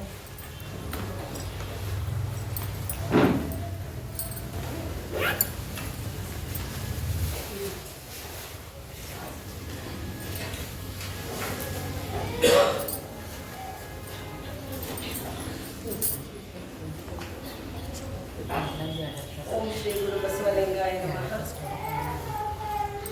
ಬಸವಾದಿ ಶಿವಶರಣರ ದಿವ್ಯ ಚಿಂತನಕ್ಕೆ ಸಹಸ್ರ ಪ್ರಣಾಮಗಳನ್ನು ಸಲ್ಲಿಸ್ತೇನೆ. ವೈರಾಗ್ಯದ ತವನಿಧಿ ಅಕ್ಕ ಮಹಾದೇವಿ ತಾಯಿಯವರ ದಿವ್ಯ ಚೇತನಕ್ಕೆ ಸಹಸ್ರ ಪ್ರಣಾಮಗಳನ್ನು ಸಮರ್ಪಿಸ್ತೇನೆ. ಪರಮ ಪೂಜ್ಯ ಶ್ರೀ ವಿಜಯ ಮಹಂತ ಶ್ರೀ ಯೋಗಿಗಳವರ ದಿವ್ಯ ಪಾದಗಳಿಗೆ, ಪರಮ ಪೂಜ್ಯ ಡಾಕ್ಟರ್ ಮಹಾಂತಪ್ಪಗಳವರ ದಿವ್ಯ ಪಾದಗಳಿಗೆ ಹಾಗೂ ಪರಮ ಪೂಜ್ಯ ಗುರುಮಾಂತಪ್ಪಗಳವರ ಪಾದಗಳಿಗೆ ನಾನು ಭಕ್ತಿಪೂರ್ವಕ ನಮನಗಳನ್ನು ಸಮರ್ಪಿಸ್ತೇನೆ. ಕನ್ನಡ ಸಾಹಿತ್ಯ ಪರಿಷತ್ತು ಕನ್ನಡ ಸಾಹಿತ್ಯ ಪರಿಷತ್ತು ಬೆಂಗಳೂರು ಹಾಗೆ ಜಿಲ್ಲಾ ಘಟಕ ಹಾಗೂ ತಾಲೂಕಾ ಘಟಕ ಜೊತೆಗೆ ಅಕ್ಕನ ಬಳಗದ ಸಹಯೋಗದಲ್ಲಿ ಆಯೋಜಿಸಲ್ಪಟ್ಟಂತ ಈ ಕಾರ್ಯಕ್ರಮದ ಅಧ್ಯಕ್ಷತೆಯನ್ನ ವಹಿಸಿಕೊಂಡಿರುವಂತಹ ಅಕ್ಕನ ಬಳಗದ ಅಧ್ಯಕ್ಷರಾದಂತಹ ಸಂತಕ್ಕ ಮಾಟೂರ್ ಇವರಲ್ಲಿ ಹಾಗೆ ಈ ಕಾರ್ಯಕ್ರಮದಲ್ಲಿ ದತ್ತಿ ದಾನಿಗಳಾಗಿ ಪಾಲ್ಗೊಂಡಿರುವಂತಹ ಶ್ರೀಯುತ ಮಹಂತೇಶ್ ಗಜೇಂದ್ರಗಢ ಸರ್ ಅವರು ಹಾಗೆ ಶ್ರೀಯುತ ರಾಮಕೃಷ್ಣ ಅಮರಾವತಿ ಸರ್ ಇವರಿಗೂ ಕೂಡ ನಾನು ನಮಸ್ಕಾರಗಳನ್ನ ಸಮರ್ಪಿಸ್ತೇನೆ. ಹಾಗೆ ಇಲ್ಲಿ ಉಪಸ್ಥಿತರಿರುವಂತಹ ಕನ್ನಡ ಸಾಹಿತ್ಯ ಪರಿಷತ್ತಿನ ಇಕ್ಕಲ್ ಘಟಕದ ಅಧ್ಯಕ್ಷರಾಗಿರುವಂತಹ ಶ್ರೀಯುತ ಮಹದೇವ್ ಕಂಬಾಗಿ ಸರ್ ಅವರನ್ನು ಕೂಡ ಹಾಗೆ ಇಲ್ಲಿ ನೆರೆದಿರುವಂತಹ ಎಲ್ಲ ನನ್ನ ಅಕ್ಕನ ಬಳಗದ ತಾಯಂದಿರು ಹಾಗೂ ಸಹೋದರಿಯರೆಲ್ಲರಿಗೂ ನಾನು ಶರಣಾರ್ಥಿಗಳನ್ನ ಸಮರ್ಪಿಸ್ತೇನೆ. ನನಗೆ ಇವತ್ತಿನ ದಿನ ಉಪನ್ಯಾಸಕ್ಕೆ ನೀಡಿರುವಂತಹ ವಿಷಯ ಶಿಕ್ಷಣದ ಖಾಸಗೀಕರಣ ಅನ್ನುವಂಥದ್ದು. ಸದ್ಯ ಮತ್ತು ಹಿಂದೆನೂ ಕೂಡ ಮುಂದೆನೂ ಕೂಡ ಬಹಳಷ್ಟು ಚರ್ಚೆಯಲ್ಲಿರುವಂತಹ ಒಂದು ವಿಷಯ ಅದು ಯಾವುದಂದ್ರೆ ಶಿಕ್ಷಣದ ಖಾಸಗೀಕರಣ ಅನ್ನೋದು. ಸಾಮಾನ್ಯ ಅರ್ಥದಲ್ಲಿ ಶಿಕ್ಷಣದ ಖಾಸಗೀಕರಣ ಅಂತಂದ್ರೆ ಶಿಕ್ಷಣದ ವ್ಯವಸ್ಥೆಯನ್ನ ಖಾಸಗಿಯವರಿಗೆ ಒಪ್ಪಿಸಿಕೊಡುವಂಥದ್ದು ಅಂತ. ಇದಕ್ಕೊಂದು ಸಣ್ಣ ಒಂದು ಇತಿಹಾಸವನ್ನ ನಾವು ನೋಡಿದ್ರೆ ನಮ್ಮ ಭಾರತದಲ್ಲಿ ಆರ್ಥಿಕ ಸಂಕಷ್ಟ ಬಂದಾಗ 1991ನೇ ಇಸ್ವಿಯಲ್ಲಿ ಏನಂದ್ರೆ ಒಂದು ನಿರ್ಧಾರವನ್ನ ನಾವು ತಗೋಬೇಕಾಯ್ತು. ಅದು ಯಾವುದು ಅಂದ್ರೆ ಹೊಸ ಆರ್ಥಿಕ ನೀತಿ ಅಂತ. ಆ ಹೊಸ ಆರ್ಥಿಕ ನೀತಿಯಿಂದ ಜಾಗತೀಕರಣ, ಖಾಸಗೀಕರಣ ಮತ್ತು ಉದಾರೀಕರಣ ಅನ್ನುವಂಥ ಹೊಸ ಆರ್ಥಿಕ ನೀತಿಯನ್ನ ಅನಿವಾರ್ಯವಾಗಿ ನಮ್ಮ ಭಾರತ ಇಂಪ್ಲಿಮೆಂಟ್ ಮಾಡ್ಕೋಬೇಕಾಯ್ತು. ಹಾಗೆ ಆ ಖಾಸಗೀಕರಣ ಅದು ಏನು ಅಂದ್ರೆ ಶಿಕ್ಷಣದ ವ್ಯವಸ್ಥೆಯಲ್ಲೂ ಕೂಡ ಸೇರ್ಕೊಂಡ್ಬಿಡ್ತು ಅನಿವಾರ್ಯವಾಗಿ. ಇಲ್ಲಿ ಖಾಸಗೀಕರಣ ಅನ್ನೋ ಶಬ್ದವನ್ನ ನಾವು ಗಮನಿಸಿದ್ರೆ ಏನಂದ್ರೆ ಸರ್ಕಾರ ತಾನು ಮಾಡಬೇಕಾದಂತ ಕೆಲಸಗಳನ್ನ, ತಾನು ನಿರ್ವಹಿಸಬೇಕಾದಂತ ಕರ್ತವ್ಯ ಮತ್ತು ಜವಾಬ್ದಾರಿಗಳನ್ನ ಖಾಸಗಿಯವರಿಗೆ ಬಿಟ್ಟು ಕೊಡೋದು ಅಂತ. ಹಾಗೆ ನೋಡಿದ್ರೆ ಮೂಲಭೂತ ಸೌಕರ್ಯಗಳೆಲ್ಲವನ್ನು ಸರ್ಕಾರ ನೋಡ್ಕೋಬೇಕು, ಅದು ಸರ್ಕಾರದ ಜವಾಬ್ದಾರಿ. ಅದು ಶಿಕ್ಷಣ ಇರ್ಬೋದು, ಆಹಾರ ಇರ್ಬೋದು, ವಸತಿ ಇರ್ಬೋದು, ಆಮೇಲೆ ಆರೋಗ್ಯ ಇರ್ಬೋದು, ನಮಗೆ ಮೂಲಭೂತ ಸೌಕರ್ಯಗಳನ್ನ ಏನು ಕೊಡಬೇಕೋ ಆ ಎಲ್ಲ ಸೌಕರ್ಯಗಳನ್ನ ನೋಡ್ಕೋಬೇಕಾದದ್ದು ಸರ್ಕಾರದ ಜವಾಬ್ದಾರಿ. ಆದರೆ ಸರ್ಕಾರ ಈ ಖಾಸಗೀಕರಣದ ತತ್ವವನ್ನ ಅನುಸರಿಸ್ತಾ ಏನ್ ಮಾಡಿತು ಅಂತಂದ್ರೆ, ತನ್ನ ಜವಾಬ್ದಾರಿಯಿಂದ ನುಣುಚಿಕೊಳ್ಳುವಂತ, ಜಾರಿಕೊಳ್ಳುವಂತ ಒಂದು ವ್ಯವಸ್ಥೆಯನ್ನ ಒಪ್ಕೊಂಡು ಅದಕ್ಕೆ ಖಾಸಗೀಕರಣ ಅಂತ ಹೆಸರನ್ನ ಕೊಡ್ತು. ನಮಗೆ ಸ್ವಾತಂತ್ರ್ಯ ಬಂದಾಗ ಏನಂದ್ರೆ ಪಂಚವಾರ್ಷಿಕ ಯೋಜನೆಗಳಲ್ಲಿ ನಾವು ಕೈಗಾರಿಕೆಗಳನ್ನ ಸ್ಥಾಪನೆ ಮಾಡಿದ್ವಿ ನಮ್ಮ ರಾಷ್ಟ್ರವನ್ನ ಅಭಿವೃದ್ಧಿ ಪಡಿಸಕ್ಕೆ. ಸುಮಾರು 300ಕ್ಕೂ ಹೆಚ್ಚು ಕೈಗಾರಿಕೆಗಳನ್ನ ಸ್ಥಾಪನೆ ಮಾಡಿದ್ವಿ, ಸಾಕಷ್ಟು ಹಣವನ್ನ ಇನ್ವೆಸ್ಟ್ ಮಾಡಿ. ಆದ್ರೆ ಇವತ್ತಿನ ದಿನ ಅವು ಎಷ್ಟು ಕೈಗಾರಿಕೆಗಳು ನಮ್ಮಲ್ಲಿ ಉಳಿದಿವೆ ಅಂದ್ರೆ ಕೇವಲ 80 ಕೈಗಾರಿಕೆಗಳು. ಎಷ್ಟೊಂದು ಕೈಗಾರಿಕೆಗಳು ಯಾಕೆ ಮುಚ್ಚಿ ಹೋದವು ಅಂತಂದ್ರೆ ಸರ್ಕಾರದ ಈ ನೀತಿಯಿಂದ, ಖಾಸಗೀಕರಣದ ನೀತಿಯಿಂದ ಅಂತ. ಇನ್ನೊಂದು, ನಮ್ಮ ಭಾರತ ಅನಿವಾರ್ಯವಾಗಿ ಒಪ್ಪಿಕೊಳ್ಳಲೇಬೇಕಾದಂತ ವ್ಯವಸ್ಥೆ ಅಂತಂದ್ರೆ ಜಾಗತೀಕರಣ. ಜಾಗತೀಕರಣದ ಅರ್ಥ ಏನು ಅಂದ್ರೆ, ಜಗತ್ತಿನ ಯಾವುದೇ ಮೂಲೆಯಲ್ಲಿ ಉತ್ಪಾದನೆಯಾದಂತಹ ಸರಕು ಮತ್ತು ಸೇವೆಗಳು ಯಾವುದೇ ರಾಷ್ಟ್ರವನ್ನ ಪ್ರವೇಶಿಸಬಹುದು ಅನ್ನುವಂತ ಒಂದು ಅರ್ಥ. ಹೀಗೆ ಇಡೀ ಜಗತ್ತಿನಲ್ಲಿ ಎಲ್ಲ ರಾಷ್ಟ್ರಗಳ ಗೇಟ್ಗಳು ಓಪನ್ ಆಗ್ಬಿಟ್ಟು ಯಾರೂ ನಮ್ಮ ರಾಷ್ಟ್ರದೊಳಗೆ ಬರ್ಬೋದು, ಸರಕು ಮತ್ತು ಸೇವೆಗಳು ನಮ್ಮ ರಾಷ್ಟ್ರದಿಂದ ಆಚೆ ಬೇರೆ ಇನ್ನೇನಾದ್ರೂ ಹೋಗಬಹುದು ಅನ್ನೋದು. ಇನ್ನೊಂದು, ಶಿಕ್ಷಣ ಅನ್ನೋ ಶಬ್ದ, ಅದರ ಅರ್ಥ, ಅದರ ಗುರಿ, ಅದರ ಮೌಲ್ಯ ಏನು ಅಂತ ನಾವು ತಿಳ್ಕೋಬೇಕು. ಅಂಥದನ್ನ ಸರ್ಕಾರ ಖಾಸಗೀಕರಣಗೊಳಿಸಿದೆ ಅಂತಂದ್ರೆ ಇವತ್ತಿನ ದಿನ ಎಷ್ಟೊಂದು ಪ್ರೈವೇಟ್ ಏನಂದ್ರೆ ಸ್ಕೂಲು, ಕಾಲೇಜಸ್ಗಳು, ಯೂನಿವರ್ಸಿಟಿಗಳನ್ನು ಕೂಡ ನಾವು ನಮ್ಮ ದೇಶದಲ್ಲಿ ನೋಡ್ತೇವೆ. ಯಾಕಂದ್ರೆ ಒಂದು ಸಣ್ಣ ಊರಲ್ಲಿನೂ ಕೂಡ ಪ್ರೈವೇಟ್ ಸ್ಕೂಲ್ಗಳಿದಾವೆ, ಕಾಲೇಜ್ಗಳಿದಾವೆ. ಇವುಗಳೆಲ್ಲ ಇಷ್ಟೊಂದು ಪ್ರಮಾಣದಲ್ಲಿ ಅಸ್ತಿತ್ವಕ್ಕೆ ಬರೋಕೆ ಕಾರಣ ಅಂತಂದ್ರೆ ಸರ್ಕಾರ ತೆಗೆದುಕೊಂಡಂತ ಈ ನಿರ್ಧಾರ. ಇದು ಸರಿನಾ ಅಥವಾ ತಪ್ಪ ಅನ್ನೋದನ್ನ ನಾವು ಆಮೇಲೆ ನೋಡೋಣ ಅಂತ. ಆದ್ರೆ ಶಿಕ್ಷಣ ಎಷ್ಟು ಪ್ರಾಮುಖ್ಯವಾದದ್ದು ಅಂತಂದ್ರೆ ಅದು ನಮ್ಮೆಲ್ಲರ ಬಾಳಿನ ಬೆಳಕು ಅಂತ ನಾವು ಕರಿತೇವೆ. ಶಿಕ್ಷಣ ಇಲ್ಲದೆ ಹೋದ್ರೆ ಏನಾಗ್ತಿತ್ತು ವ್ಯವಸ್ಥೆ ಅಂದ್ರೆ ಕತ್ತಲಿನಿಂದ ಕೂಡಿತ್ತು ಅಂತ ಬಹಳ ಸರಳ ಅರ್ಥದಲ್ಲಿ ನಾವು ಹೇಳ್ತೇವೆ. ಸಿದ್ದೇಶ್ವರ ಸ್ವಾಮೀಜಿ ಹೇಳ್ತಾರೆ ಶಿಕ್ಷಣಕ್ಕೆ ಸಂಬಂಧಿಸಿದಂತೆ, ಅದು ಯಾವತ್ತೂ ನನ್ನ ಮನಸ್ಸಿಗೆ ಬಹಳಷ್ಟು ಏನಂದ್ರೆ ವಿಚಾರ ಮಾಡ್ಬೇಕು ಇದು ಅನ್ನುವಷ್ಟು ನನ್ನ ಮನಸ್ಸನ್ನ ತಟ್ಟಿದಂಥದ್ದು. ಅವ್ರು ಏನ್ ಹೇಳ್ತಾರಂದ್ರೆ, ಶಿಕ್ಷಣ ಅಂತಂದ್ರೆ ಬರೀ ಓದೋದು, ಅಕ್ಷರ ಜ್ಞಾನವನ್ನ ಸಂಪಾದನೆ ಮಾಡೋದು ಅಲ್ಲ. ಶಿಕ್ಷಣ ಅಂದ್ರೆ ಒಬ್ಬ ವ್ಯಕ್ತಿ ಇನ್ನೊಬ್ಬ ವ್ಯಕ್ತಿಯನ್ನ ಅತ್ಯಂತ ಗೌರವದಿಂದ ಕಾಣುವಂತ ಒಂದು ಮೌಲ್ಯವನ್ನ ಯಾವ ಶಿಕ್ಷಣ ಕಲಿಸಿಕೊಡುತ್ತೋ ಅದು ಸರಿಯಾದ ಶಿಕ್ಷಣ ಅಂತ ಅವ್ರು ಹೇಳ್ತಾರೆ. ಹಾಗೇನೆ ಬಸವಾದಿ ಶಿವಶರಣರ ಎಲ್ಲ ವಚನಗಳಲ್ಲಿ ನಾವು ನೋಡಿದ್ರೆ ಅರಿವು ಅನ್ನೋದು ಬೇರೆ, ಜ್ಞಾನ ಅನ್ನೋದು ಬೇರೆ. ಅರಿವು ಅಂತಂದ್ರೆ, ಜ್ಞಾನ ಅಂತಂದ್ರೆ ಬರೀ ಅಕ್ಷರಗಳ ನಾಲೆಜ್, ಪುಸ್ತಕಗಳನ್ನ ಓದ್ತೇವೆ, ನಾಲೆಜ್ ಮಾಡ್ಕೊಂತೇವೆ. ಅರಿವು ಅಂತಂದ್ರೆ ಆ ಜ್ಞಾನವನ್ನ ನಮ್ಮಲ್ಲಿ ಅಳವಡಿಸಿಕೊಂಡಾಗ ಮಾತ್ರ ಅದು ಅರಿವು ಅಂತ ಆಗುತ್ತೆ. ಹಾಗಿದ್ದಾಗ ಇಲ್ಲಿ ಅರಿವು ಅನ್ನೋ ಶಬ್ದವನ್ನ ನಾವು ಎಷ್ಟು ಮೌಲಿಕವಾಗಿ ನೋಡ್ಬೇಕು ಅಂತಂದ್ರೆ, ಬರೀ ನಾವು ಕಲ್ತೀವಿ, ಯೂನಿವರ್ಸಿಟಿಗಳ ಸರ್ಟಿಫಿಕೇಟ್ಸ್ಗಳನ್ನ ತಗೊಂಡ್ವಿ ಅಂದ್ರೆ ಮಾತ್ರ ನಮ್ಮ ವ್ಯಕ್ತಿತ್ವ ರೂಪುಗೊಂಡಿತ್ತು ಅಂತ ಅಲ್ವೇ ಅಲ್ಲ. ಒಬ್ಬ ವ್ಯಕ್ತಿ ಇನ್ನೊಬ್ಬ ವ್ಯಕ್ತಿಯನ್ನ ಗೌರವಿಸಬೇಕು ಅನ್ನೋದ್ರಲ್ಲಿ ಎಷ್ಟು ಮೌಲ್ಯಗಳದಾವೆ ಅಂತ ನಾವೇ ಅರ್ಥ ಮಾಡ್ಕೋಬೇಕು. ಯಾಕಂದ್ರೆ ಇನ್ನೊಬ್ಬರನ್ನ ಗೌರವಿಸಬೇಕು ಅಂದ್ರೆ ನಮ್ಮಲ್ಲಿ ಉದಾತ್ತ ಗುಣಗಳು ಬರಬೇಕು. ಸಾಮಾನ್ಯ ಮನುಷ್ಯ ಇನ್ನೊಬ್ಬನನ್ನ ಗೌರವಿಸೋಕೆ ಸಾಧ್ಯನೇ ಇಲ್ಲ. ಹಾಗಾದ್ರೆ ಆ ಮೌಲ್ಯಗಳನ್ನ ನಮ್ಮಲ್ಲಿ ಬಿತ್ತುವಂತ ಶಿಕ್ಷಣ ಇವತ್ತಿನ ದಿನ ಇದೆಯಾ ಅಂತ ಪ್ರಶ್ನೆ ಮಾಡಿದ್ರೆ ಇಲ್ವೇ ಇಲ್ಲ. ವಾಪಸ್ ನಾವು ಎಲ್ಲಿಗೆ ಹೋಗ್ಬೇಕೀಗ ಅಂತಂದ್ರೆ, ಬಸವಾದಿ ಶಿವಶರಣರ ವಚನಗಳನ್ನೇ ನಾವು ಇವತ್ತು ಪಠ್ಯಕ್ರಮದಲ್ಲಿ ರೂಪಿಸಿದ್ರೆ ಮಾತ್ರ ಇಂಥ ಮೌಲ್ಯಗಳನ್ನ ನಾವು ಸಮಾಜದಲ್ಲಿ ಪ್ರತಿಪಾದನೆ ಮಾಡಕ್ಕೆ ಸಾಧ್ಯ. ಇವತ್ತೇನಾಗಿದೆ ಅಂತ ನಮಗ್ ಗೊತ್ತು. ಖಾಸಗೀಕರಣದಿಂದ ಏನಂದ್ರೆ ಶಿಕ್ಷಣ ಸಂಸ್ಥೆಗಳೆಲ್ಲವೂ ಏನ್ ಮಾಡವ್, ಇವಾಗ ಬಿಸಿನೆಸ್ಗೆ ನಿಂತ್ಬಿಟ್ಟಾವ, ಎಲ್ಲ ಕಮರ್ಷಿಯಲ್ ಆಗ್ಬಿಟ್ಟಾವ. ಅದು ಏಕೆ ಅಂತಂದ್ರೆ ನಮ್ಮ ಹಿಂದಿನ ಸಂಸ್ಕೃತಿಯನ್ನ ನೋಡಿದ್ರೆ, ನಮ್ಮ ಭಾರತದ ಹಿಂದಿನ ಇತಿಹಾಸವನ್ನ ನೋಡಿದ್ರೆ ಎಲ್ಲೂ ನಾವು ಶಿಕ್ಷಣವನ್ನ ಮಾರಿಕೊಂಡಂಥದ್ದು ಕಾಣೋದಿಲ್ಲ. ಯಾವುದೇ ಮಠ ಮಾನ್ಯಗಳಿರ್ಬೋದು, ಯಾವುದೋ ಒಂದು ಸಮಾಜಕ್ಕೆ ಸೇವೆ ಸಲ್ಲಿಸುವಂತ ಸಂಸ್ಥೆಗಳಿರ್ಬೋದು, ಅವೆಲ್ಲ ಅದು ಏನಂದ್ರೆ ಶಿಕ್ಷಣ ಅಂತಂದ್ರೆ ಅದು ಒಂದು ಏನಂದ್ರೆ ಸಮಾಜವನ್ನ ಅಭಿವೃದ್ಧಿ ಪಡಿಸೋಕೆ ನಾನು ಕೊಡುವಂತ ಒಂದು ಕಾಂಟ್ರಿಬ್ಯೂಷನ್, ಒಂದು ಕೊಡುಗೆ ಅನ್ನೋ ಅರ್ಥದಲ್ಲಿ ನೋಡ್ತಿದ್ರು. ಆದ್ರೆ ಇವತ್ತು ವಾಣಿಜ್ಯೀಕರಣ ಆಗ್ಬಿಟ್ಟದೆ. ಏನಾಗಿದೆ ಅಂದ್ರೆ ಪ್ರತಿಯೊಂದು ಸಂಸ್ಥೆಗಳು ಕೂಡ ಇವತ್ತು ಲಾಭ ಗಳಿಸ್ತಾರೆ. ಅಲ್ಲಿ ಗ್ರಾಹಕರು ಯಾರು ಅಂತಂದ್ರೆ ಪೋಷಕರು ಮತ್ತು ವಿದ್ಯಾರ್ಥಿಗಳು. ನಾವೇ ಗ್ರಾಹಕರು, ನಾವು ಪೋಷಕರೇ ಏನಂದ್ರೆ ಅಲ್ಲಿ ಶಿಕ್ಷಣವನ್ನ ಕೊಂಡ್ಕೊಳ್ತೇವೆ ದುಡ್ಡಿಗೆ. ಇಲ್ಲಿ ಅದ್ರ ಬಗ್ಗೆ ಪ್ರಚಾರ ಮಾಡೋರು ಯಾರು ಅಂದ್ರೆ ಶಿಕ್ಷಕರು. ಪ್ರಚಾರ ಮಾಡ್ತಾರೆ, ನಮ್ಮ ಕಾಲೇಜ್ ಚಲೋ ಐತಿ ಬರ್ರಿ, ನಮ್ಮ ಸ್ಕೂಲ್ ಚಲೋ ಐತಿ ಬರ್ರಿ, ಅಡ್ಮಿಷನ್ ತಗೊಳ್ರಿ ಅಂತ ಹೇಳ್ತಾರೆ. ಯಾಕೆ? ಅವರ ವೇತನ, ಅವರ ಭವಿಷ್ಯ, ಅವರ ನೌಕರಿ ನಿಂತಿರೋದು ಯಾರ ಮೇಲೆ ಅಂದ್ರೆ ಆ ಶೈಕ್ಷಣಿಕ ಸಂಸ್ಥೆಗಳಲ್ಲಿ. ಒಂದು ಕ್ಷಣ ನಾವು ವಿಚಾರ ಮಾಡಬೇಕು. ನಮ್ಮ ರಾಷ್ಟ್ರದಲ್ಲಿ ಬಜೆಟ್ ಅನ್ನು ಸಿದ್ಧಪಡಿಸುವಾಗ ಎಲ್ಲರಿಗೂ ಎಷ್ಟೊಂದು ದುಡ್ಡು ತೆಗೆದಿರ್ತಾರ, ಶಿಕ್ಷಣಕ್ಕೆ ಮಾತ್ರ ಬಹಳ ಕಡಿಮೆ ಹಣವನ್ನ ಮೀಸಲಿಡ್ತಾರೆ. ಯಾಕೆ? ಇದನ್ನ ಪ್ರೈವೇಟ್ನವರಿಗೆ ಒಪ್ಪಿಸಿ ನಾವು ನಿಶ್ಚಿಂತೆಯಿಂದ ಇರಬೇಕು ಅನ್ನುವಂತ ಗುಣ. ಯಾವುದೇ ಜವಾಬ್ದಾರಿ ತಗೊಳ್ತಾ ಇರಲಿಲ್ಲ ಸರ್ಕಾರ, ಯಾವುದೇ ಸುಧಾರಣೆಗಳನ್ನ ಮಾಡುತ್ತಾ ಇರಲಿಲ್ಲ. ಇವತ್ತು ಹೇಳ್ತಾರೆ ಏನಂದ್ರೆ ಗುಣಮಟ್ಟದ ಶಿಕ್ಷಣವನ್ನ ಕೊಡಬೇಕು ಅಂತ ಹೇಳ್ತಾರೆ. ಗುಣಮಟ್ಟದ ಶಿಕ್ಷಣ ಅಂತಂದ್ರೆ ಏನ್ ಅರ್ಥ?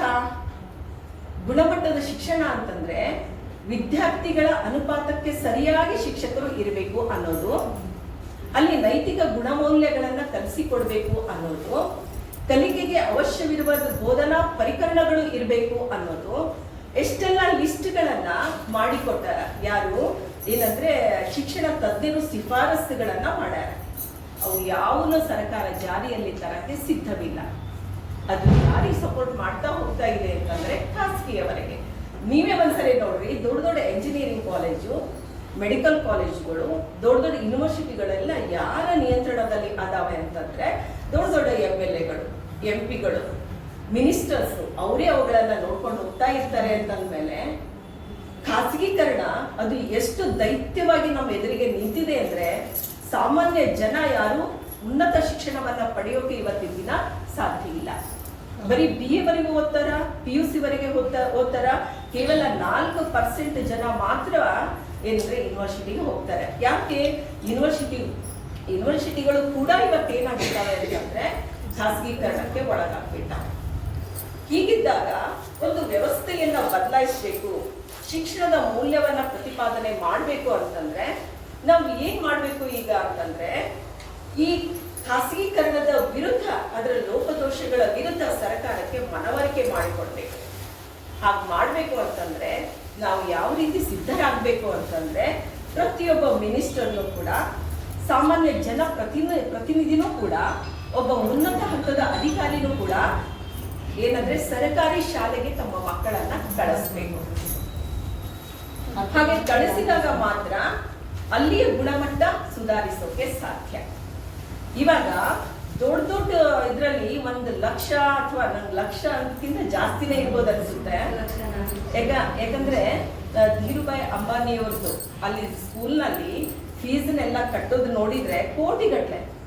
ಅಲ್ಲೆಲ್ಲ ಸೆಲೆಬ್ರಿಟಿಗಳು ಆ ಸ್ಕೂಲ್ಗೆ ಸೇರಿಸ್ತಾರೆ. ನಾವು ಸಹಿತ ಒಂದು ಪ್ರೈವೇಟ್ ಸ್ಕೂಲಿಗೆ ಮಕ್ಕಳನ್ನ ಸೇರಿಸಿದ್ರೆ ಅದು ನಮ್ದೊಂದು ಪ್ರತಿಷ್ಠೆ ಅಂತ ತಿಳ್ಕೊಳ್ತೇವೆ. ಅಲ್ಲಿ ಏನ್ ಕಲಿಸ್ತಾರೆ? ಶಿಸ್ತು ಕಲಿಸ್ತಾರೆ. ಅಲ್ಲಿ ಏನದು ಶಿಸ್ತು? ಎಲ್ಲವನ್ನು ಬಾಹ್ಯಾಟ್ ಮಾಡೋ ಸಿಸ್ಟಮ್. ಅಲ್ಲಿ ಮಕ್ಕಳಿಗೆ ಬಾಹ್ಯಾಟ್ ಮಾಡೋದು, ಅವರಲ್ಲಿ ವೈಚಾರಿಕ ಪ್ರಜ್ಞೆಯನ್ನೇ ಬೆಳೆಸೋದಿಲ್ಲ. ಎಷ್ಟೋ ಸರಿ ಗಂಗಾವತಿ ಪ್ರಾಣೇಶ್ ಹೇಳ್ತಾನೆ, ನಮ್ ಸರ್ಕಾರಿ ಶಾಲೆಯಲ್ಲಿ ಕಲ್ತಂತ ಮಕ್ಕಳು ಏನೇ ಪ್ರಶ್ನೆ ಕೇಳ್ರಿ ಅವಾಗ ಉತ್ತರ ಹೇಳ್ಬಿಡ್ತಾವೆ. ಅಂದ್ರೆ ಹುಡುಗರಲ್ಲಿ ಜನರಲ್ ನಾಲೆಜ್ ಇರುತ್ತ, ಕಾಮನ್ ಸೆನ್ಸ್ ಇರುತ್ತ.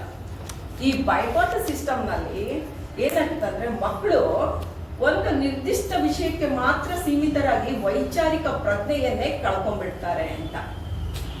ಕುವೆಂಪು ಹೇಳ್ತಾರೆ, ಒಂದು ಪ್ರಜಾಪ್ರಭುತ್ವ ವ್ಯವಸ್ಥೆ ಯಶಸ್ವಿ ಆಗ್ಬೇಕು ಅಂತಂದ್ರೆ ವೈಚಾರಿಕ ಕ್ರಾಂತಿನೇ ನಡಿಬೇಕು ಅಂತ ಹೇಳ್ತಾರೆ.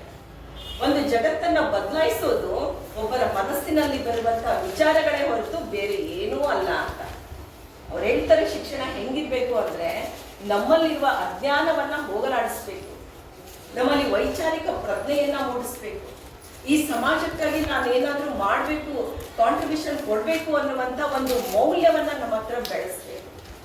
ಎಲ್ಲರೂ ನಾವು ಒಂದು ಸಹಿಷ್ಣುತೆ ಭಾವ, ನಾವೆಲ್ಲರೂ ಪರಸ್ಪರ ಸಹಕಾರದಿಂದ ಇರೋಣ. ಇಂಥ ಎಲ್ಲ ರಾಷ್ಟ್ರ ಪ್ರಜ್ಞೆಯ ಮೌಲ್ಯಗಳನ್ನ ಬೆಳೆಸಲಿಲ್ಲ ಅಂತಂದ್ರೆ ಪ್ರಜಾಪ್ರಭುತ್ವ ಫೇಲ್ಯೂರ್ ಆಗುತ್ತೆ ಅಂತ ಹೇಳ್ತಾರೆ. ಅದಕ್ಕೆ ಒಂದು ವ್ಯವಸ್ಥೆಯಲ್ಲಿ ನಾವು ಸುಧಾರಣೆ ಬದಲಾವಣೆ ತರಬೇಕು ಅಂತಂದ್ರೆ ಆ ಕೆಲಸ ನಮ್ಮಿಂದನೇ ಶುರು ಆಗಬೇಕು ಅನ್ನೋದು. ಹಾಗಾದ್ರೆ ನಾವು ಉತ್ತಮ ಶಿಕ್ಷಣವನ್ನ ಪಡಿಬೇಕು, ಜೊತೆಗೆ ಏನಂದ್ರೆ ರಾಷ್ಟ್ರ ಪ್ರಜ್ಞೆಯನ್ನ ಬೆಳೆಸ್ಕೋಬೇಕು, ಜೊತೆಗೆ ನಾವು ರಾಷ್ಟ್ರಕ್ಕೆ ಈ ಸಮಾಜಕ್ಕೆ ಏನಾದ್ರೂ ಕೊಡುಗೆಯನ್ನ ಕೊಡಬೇಕು ಅನ್ನುವಂತ ಒಂದು ಮನೋಭಾವವನ್ನ ನಮ್ಮಲ್ಲಿ ಬೆಳೆಸುವಂತ ಶಿಕ್ಷಣ ಕೊಡ್ಲಿಲ್ಲ ಅಂತಂದ್ರೆ ಮುಂದೊಂದು ದಿನ ನಾವು ರಾಷ್ಟ್ರದ ಆದರ್ಶ ಪೌರರಾಗಲು ಸಾಧ್ಯನೇ ಇಲ್ಲ ಅಂತ. ಅದಕ್ಕೆ ಬೇರೆ ಬೇರೆ ರಾಷ್ಟ್ರಗಳಿಗೆ ಕಂಪೇರ್ ಮಾಡಿದ್ರೆ ಎಲ್ಲ ರಾಷ್ಟ್ರಗಳು ಪ್ರೈಮರಿ ಎಜುಕೇಶನ್ಗಳನ್ನ ಮಕ್ಕಳಿಗೆ ಕಂಪಲ್ಸರಿ ಸರ್ಕಾರದಿಂದಾನೇ ಕೊಡ್ತಾರೆ. ನಮ್ಮಲ್ಲಿ ಕಡ್ಡಾಯ ಶಿಕ್ಷಣದ ಹಕ್ಕು ಅಂತ ಮಾಡ್ಯಾರ, ಪ್ರತಿಯೊಬ್ರು ಕಡ್ಡಾಯ ಶಿಕ್ಷಣ ಕೊಡ್ಬೇಕು ಅಂತ ಹೇಳ್ತಾರೆ. ಕನ್ನಡ ಶಾಲೆಗಳನ್ನ ಸುಮಾರು 6,000-7,000 ಶಾಲೆಗಳನ್ನ ಬಂದ್ ಮಾಡ್ತಾ ಹೊರತಾರೆ. ಯಾಕೆ? ಎಷ್ಟೊಂದು ಜನ ಪ್ರೈವೇಟ್ಗೆ ಏನಂದ್ರೆ ಪ್ರೈವೇಟ್ ಸ್ಕೂಲ್ ಕಾಲೇಜ್ಗಳಿಗೆ ಅಡ್ಮಿಷನ್ ತಗೊಳಕತ್ತಾರೆ. ಅವ್ರು ಹೇಳೋದ್ ಕಾರಣ ಒಂದೇ, ಕ್ವಾಲಿಟಿ ಇಲ್ರಿ, ಅಲ್ಲಿ ಕ್ವಾಲಿಟಿ ಇಲ್ಲ ಅಂತ ಹೇಳ್ತಾರೆ. ಆದ್ರೆ ದೊಡ್ಡ ದೊಡ್ಡ ಯೂನಿವರ್ಸಿಟಿಗಳಲ್ಲಿ ಕಲ್ತವರು ಯಾವ ಮೌಲ್ಯಗಳನ್ನ ಬೆಳೆಸ್ಕೊಳ್ಳದೇನೆ ಆಶ್ಚರ್ಯ ಆಗುತ್ತೆ. ಇವತ್ತು ಭಯೋತ್ಪಾದಕ ಕೃತ್ಯಗಳನ್ನು ಕೂಡ ನಡೆಸೋರು ಯಾರು ಇವತ್ತು ಅಂದ್ರೆ ಡಾಕ್ಟರ್ಸ್, ಇಂಜಿನಿಯರ್ಸ್. ಒಂದು ಯೂನಿವರ್ಸಿಟಿಯಲ್ಲಿ ಕೆಲಸ ಮಾಡೋದು ಎಷ್ಟೋ ಸಾರಿ ನಮ್ಗೆ ಅನ್ಸುತ್ತೆ. ಇಲ್ಲಿ ಶಿವಮೊಗ್ಗ ಯೂನಿವರ್ಸಿಟಿನಲ್ಲಿ ದೊಡ್ಡ ದೊಡ್ಡ ಲೆಕ್ಚರರ್ಸ್ ಅವರು ನಕ್ಸಲಿಸ್ಟ್ಗೆ ಸಪೋರ್ಟ್ ಆಗಿ ನಿಂತಿರ್ತಾರೆ ಅಂದ್ರೆ ಇವತ್ತಿನ ದಿನ ಖಾಸಗಿ ಶಾಲೆ ಕಾಲೇಜುಗಳು ಒಂದು ಧಾರ್ಮಿಕ ಮನೋಭಾವನೆಯನ್ನ ಮಕ್ಕಳಲ್ಲಿ ಬಿತ್ತೋದ್ರಿಂದ, ಸಹಿಷ್ಣುತೆ ಅವರಲ್ಲಿ ಬರ್ದೇ ಇರೋದ್ರಿಂದ ಇವತ್ತು ಸಮಾಜದ ವ್ಯವಸ್ಥೆಯಲ್ಲಿ ಇಷ್ಟೆಲ್ಲ ಭ್ರಷ್ಟಾಚಾರಗಳು, ಇಷ್ಟೆಲ್ಲ ಕೋಮು ಗಲಭೆಗಳು, ಇಷ್ಟೆಲ್ಲ ವ್ಯವಸ್ಥೆ ಹದಗೆಡೋಕೆ ಕಾರಣ ಏನು ಅಂತಂದ್ರೆ ಈ ಖಾಸಗಿ ಸಂಸ್ಥೆಗಳೇ. ಯಾಕೆಂದ್ರೆ ಖಾಸಗಿ ಸಂಸ್ಥೆಗಳು ಕೇವಲ ಲಾಭವನ್ನೇ ದೃಷ್ಟಿಕೋನ ಇಟ್ಕೊಂಡಿರ್ತಾರೆ. ಲಾಭ ಗಳಿಸ್ಬೇಕು ಅನ್ನುವಂತ ಉದ್ದೇಶ ಅಷ್ಟೇ. ತಮ್ಮ ಸಂಸ್ಥೆಗಳನ್ನ ಬೆಳೆಸ್ಬೇಕು, ಲಾಭವನ್ನ ಗಳಿಸ್ಬೇಕು ಅನ್ನುವಂತ ಉದ್ದೇಶ ಒಂದೇ. ಸಮಾಜಕ್ಕೆ ಅವರಿಂದನೂ ಕಾಂಟ್ರಿಬ್ಯೂಷನ್ ಇದೆ, ಇಲ್ಲ ಅಂತಲ್ಲ. ನಾನು ದಯವಿಟ್ಟು ಕ್ಷಮಿಸ್ಬೇಕು, ನಾನು ಸಹಿತ ಸುಮಾರು 34 ವರ್ಷ ಒಂದು ಖಾಸಗಿ ಸಂಸ್ಥೆಯಲ್ಲಿನೇ ಕೆಲಸ ಮಾಡ್ತಾ. ಆದ್ರೆ ನನ್ನ ಸಂಸ್ಥೆಯ ಬಗ್ಗೆ ನನಗೆ ಅಭಿಮಾನ ಐತಿ, ಹೆಮ್ಮೆ ಐತಿ.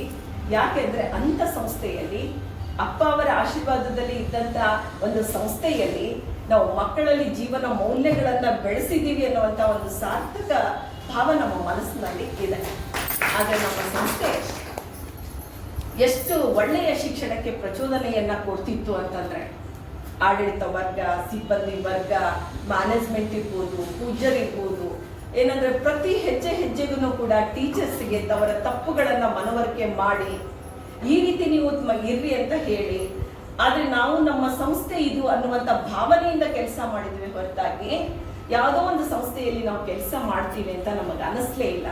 ಆ ವಿದ್ಯಾರ್ಥಿಗಳೆಲ್ಲ ನಮ್ಮ ಮಕ್ಕಳು, ನಮ್ಮ ಸಂಸ್ಥೆಯ ಮಕ್ಕಳು ಅನ್ನುವಂತ ಒಂದು ಮನೋಭಾವನೆಯಿಂದ ನಾವು ನಮ್ಮ ಏನಂದ್ರೆ ಕಲಿಕೆಯ ಕಲಿಸುವ ಸಂಪೂರ್ಣ ವ್ಯವಸ್ಥೆಯೊಳಗ ಎಷ್ಟು ಇನ್ವಾಲ್ವ್ ಆಗಿ ನಾವು ಮಕ್ಕಳಿಗೆ ಮೌಲ್ಯಗಳನ್ನ ಕಳಿಸಿದ್ವಿ ಅಂತಂದ್ರೆ ಇವತ್ತಿಗೆ ನನಗೆ ಸ್ಯಾಟಿಸ್ಫ್ಯಾಕ್ಷನ್ ಆಗುತ್ತೆ. ಏನಂದ್ರೆ ಆ ಹುದ್ದೆಯಲ್ಲಿ ನಾನು ಸೇವೆ ಸಲ್ಲಿಸೋಕೆ ಅವಕಾಶ ಮಾಡಿಕೊಟ್ಟಂತ ನಮ್ಮ ಸಂಸ್ಥೆಗೆ, ಏನಂದ್ರೆ ವಿದ್ಯಾವರ್ಧಕ ಸಂಘದ ನಮ್ಮ ಸಂಸ್ಥೆಗೆ ನಾನು ಎಷ್ಟು ಕೃತಜ್ಞತೆಯನ್ನ ಸಲ್ಲಿಸಿದ್ರು ಸಾಕು.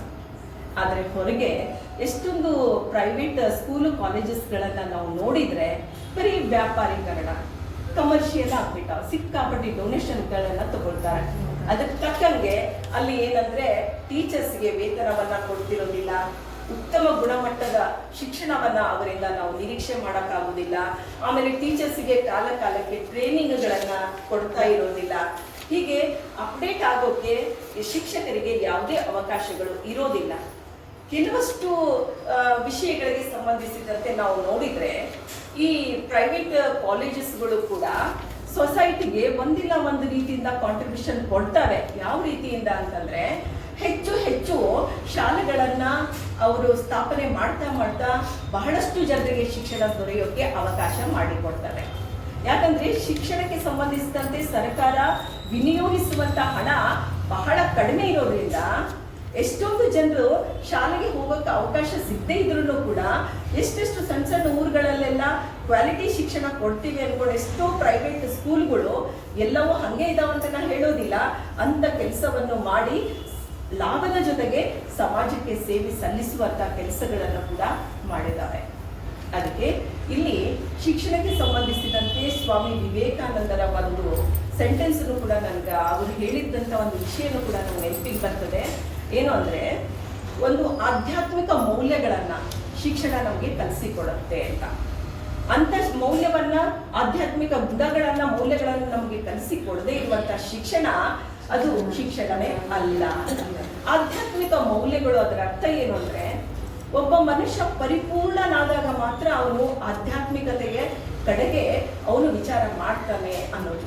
ಯಾಕಂದ್ರೆ ನಮ್ಮಲ್ಲಿ ದುರಾಸೆ ಇರಬಾರ್ದು, ನಮ್ಮಲ್ಲಿ ಪ್ರಾಮಾಣಿಕತೆ ಇರಬೇಕು, ನಮ್ಮಲ್ಲಿ ನಿಷ್ಕಲ್ಮಶವಾದಂಥ ಮನೋಭಾವ ಇರಬೇಕು, ಹಾಗೆ ನಮಗೆ ಸಮಾಜಕ್ಕೆ ನಾನೇನಾದರೂ ಮಾಡ್ತೀನಿ ಎನ್ನುವಂಥ ತುಡಿತ ಇರಬೇಕು. ಇಂತೆಲ್ಲ ಮೌಲ್ಯಗಳು ನಮ್ಮಲ್ಲಿ ಒಂದುಗೂಡಿದಾಗ ಮಾತ್ರ ನಮ್ಮಲ್ಲಿ ಆಧ್ಯಾತ್ಮಿಕ ಪ್ರಭೆ ಹರಡಾಕ ಸಾಧ್ಯ ಅಂತ. ಈ ಎಲ್ಲ ಒಟ್ಟು ಮೊತ್ತವನ್ನೇ ಅವರು ಶಿಕ್ಷಣ ಅಂತ ಕರೀತಾರೆ. ಅಂತಂದ್ರೆ ಶಿಕ್ಷಣ ಅನ್ನುವಂಥ ಒಂದು ಶಬ್ದದ ವ್ಯಾಪ್ತಿ ಎಷ್ಟು ವಿಶಾಲ, ಎಷ್ಟು ಅಗಾಧ, ಎಷ್ಟು ಅವಶ್ಯ ಅದು ಅನ್ನೋದು ನಮಗೆ ಗೊತ್ತಾಗ್ತದೆ. ಬರೀ ನಾವು ಇವತ್ತು ಶಿಕ್ಷಣ ಕಲಿಯೋದು ಎದಕ್ಕೆ? ಉದ್ಯೋಗವನ್ನ ಮಾಡೋಕ್ಕೆ. ಉದ್ಯೋಗ ಬೇಕು. ಇವತ್ತು ಯೂನಿವರ್ಸಿಟಿಗಳೆಲ್ಲ ನಮಗೆ ಕಲಿಸೋದು ಯಾಕೆ ಅಂತಂದ್ರೆ, ನಾವು ಕಲಿಯೋದು ಯಾಕೆ ಅಂತಂದ್ರೆ ಏನಂದ್ರೆ ಉದ್ಯೋಗವನ್ನ ಮಾಡೋದು. ಉದ್ಯೋಗ ಮಾಡೋದು ಯಾಕೆ? ಬದುಕೋಕೆ. ಬದುಕೋದು ಎದಕ್ಕೆ? ಅದ್ರ ಜೊತೆಗೆ ಏನು? ವೈಭವದ ಜೀವನವನ್ನ ನಡೆಸೋಕೆ. ಇಷ್ಟು ಅಂದ್ರೆ ವೈಯಕ್ತಿಕವಾಗಿನೂ ಕೂಡ ಶಿಕ್ಷಣದ ಅವಶ್ಯಕತೆ ಇದೆ, ಇಲ್ಲ ಅಂತಲ್ಲ. ನಾವು ಬದುಕಬೇಕು, ನಮ್ಮ ವ್ಯಕ್ತಿತ್ವವನ್ನ ಬೆಳೆಸ್ಕೋಬೇಕು, ನಾವು ನೆಮ್ಮದಿಯ ಬದುಕನ್ನ ಕಟ್ಕೋಬೇಕು ಅಂತಂದ್ರೆ ಶಿಕ್ಷಣ ನಮ್ಗೆ ಬೇಕು. ಸಮಾಜ ಮುಖಿಯಾಗಿ ನಾವು ಕೆಲಸ ಮಾಡ್ಬೇಕಾದಾಗ, ಸಮಾಜದ ಕಡೆಯಿಂದ ನಾವು ವಿಚಾರ ಮಾಡ್ಬೇಕಾದಾಗ ಏನಂದ್ರೆ, ನಾನು ಬರೀ ಒಂದು ಕುಟುಂಬದ ಸದಸ್ಯಳು ಅಲ್ಲ, ನಾನು ಒಂದು ಸಮಾಜದ ಸದಸ್ಯರು, ಒಂದು ರಾಷ್ಟ್ರದ ಪ್ರಜೆ ನಾನು ಅನ್ನುವಂಥ ಮೌಲ್ಯಗಳನ್ನ ಶಿಕ್ಷಣದ ಮೂಲಕ ನಾವು ಕಲಿದೇ ಹೋದ್ರೆ ಸಮಾಜದಲ್ಲಿ ನಾವು ಒಳ್ಳೆಯ ವ್ಯಕ್ತಿಯಾಗಿ ಬದುಕಕ್ಕೆ ಸಾಧ್ಯನೇ ಇಲ್ಲ. ನಮಗೆ ಶಿಕ್ಷಣ ಅದನ್ನು ಕಲಿಸಿಕೊಡುತ್ತೆ. ಬೇರೆ ಬೇರೆ ಜಾತಿ, ಧರ್ಮ ಎಲ್ಲರೂ ಇರ್ತಾರೆ ಸಮಾಜದಲ್ಲಿ. ಎಲ್ಲರ ಜೊತೆಗೆ ಸಹಿಷ್ಣುತೆಯಿಂದ, ನಾನು ಸಹಕಾರದಿಂದ ಸಹಬಾಳ್ವೆ ಮಾಡೋದು ಹೇಗೆ ಅನ್ನೋದನ್ನ ಶಿಕ್ಷಣ ನಮಗೆ ಕಲಿಸಿಕೊಡ್ಬೇಕು. ಅದ್ರ ಜೊತೆಗೆ ರಾಷ್ಟ್ರ ಪ್ರಜ್ಞೆ ನಮ್ಮಲ್ಲಿ ಇರ್ಲಿಲ್ಲ ಅಂತಂದ್ರೆ, ರಾಷ್ಟ್ರ ಪ್ರೀತಿ ಇರ್ಲಿಲ್ಲ ಅಂತಂದ್ರೆ ಏನು ಇದ್ರೂ ಸಹಿತ ಇಲ್ದಂಗೆ.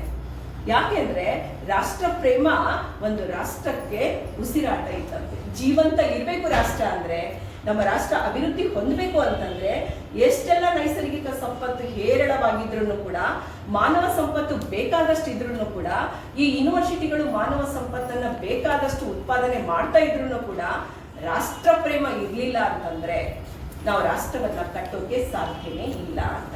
ಅದಕ್ಕೆ ಜಪಾನ್ನಲ್ಲಿ ಪ್ರೈಮರಿನಲ್ಲಿನೇ ಸಣ್ಣ ಮಕ್ಕಳಿಗೆ 4 ಅಂಶಗಳನ್ನ ಕಲಿಸ್ಕೊಡ್ತಾರಂತೆ. ಪ್ರೈಮರಿ ಲೆವೆಲ್ನಲ್ಲಿ ಇಡೀ ಜಗತ್ನಲ್ಲಿನೇ ರಾಷ್ಟ್ರ ಪ್ರೇಮಕ್ಕೆ ಹೆಸರಾದಂತ ಒಂದು ಪುಟ್ಟ ರಾಷ್ಟ್ರ ಅಂತಂದ್ರೆ ಅದು ಜಪಾನ್. ಅಲ್ಲಿ ಸಣ್ಣ ಮಕ್ಕಳಿಗೆ ಸ್ಕೂಲ್ನಲ್ಲಿ ಶಿಸ್ತಿನ ಬಗ್ಗೆ ಹೇಳ್ಕೊಡ್ತಾರೆ, ಮೊದಲನೇ ಪಾಠ. ಎರಡನೇದು ಅಂತಂದ್ರೆ ರಾಷ್ಟ್ರ ಪ್ರೇಮವನ್ನ ಬೆಳೆಸ್ತಾರೆ. ರಾಷ್ಟ್ರ ಪ್ರೇಮವನ್ನ, ಆ ರಾಷ್ಟ್ರ ಪ್ರೇಮವನ್ನ ಬೆಳೆಸೋದ್ರಿಂದ ಮಕ್ಕಳು ಏನಂದ್ರೆ ಮುಂದೊಂದು ದಿನ ತಮ್ಮ ರಾಷ್ಟ್ರಕ್ಕಾಗಿ ಏನ್ ಬೇಕಾದ್ರೂ ಮಾಡಕ್ ತಯಾರಿರ್ತಾರ.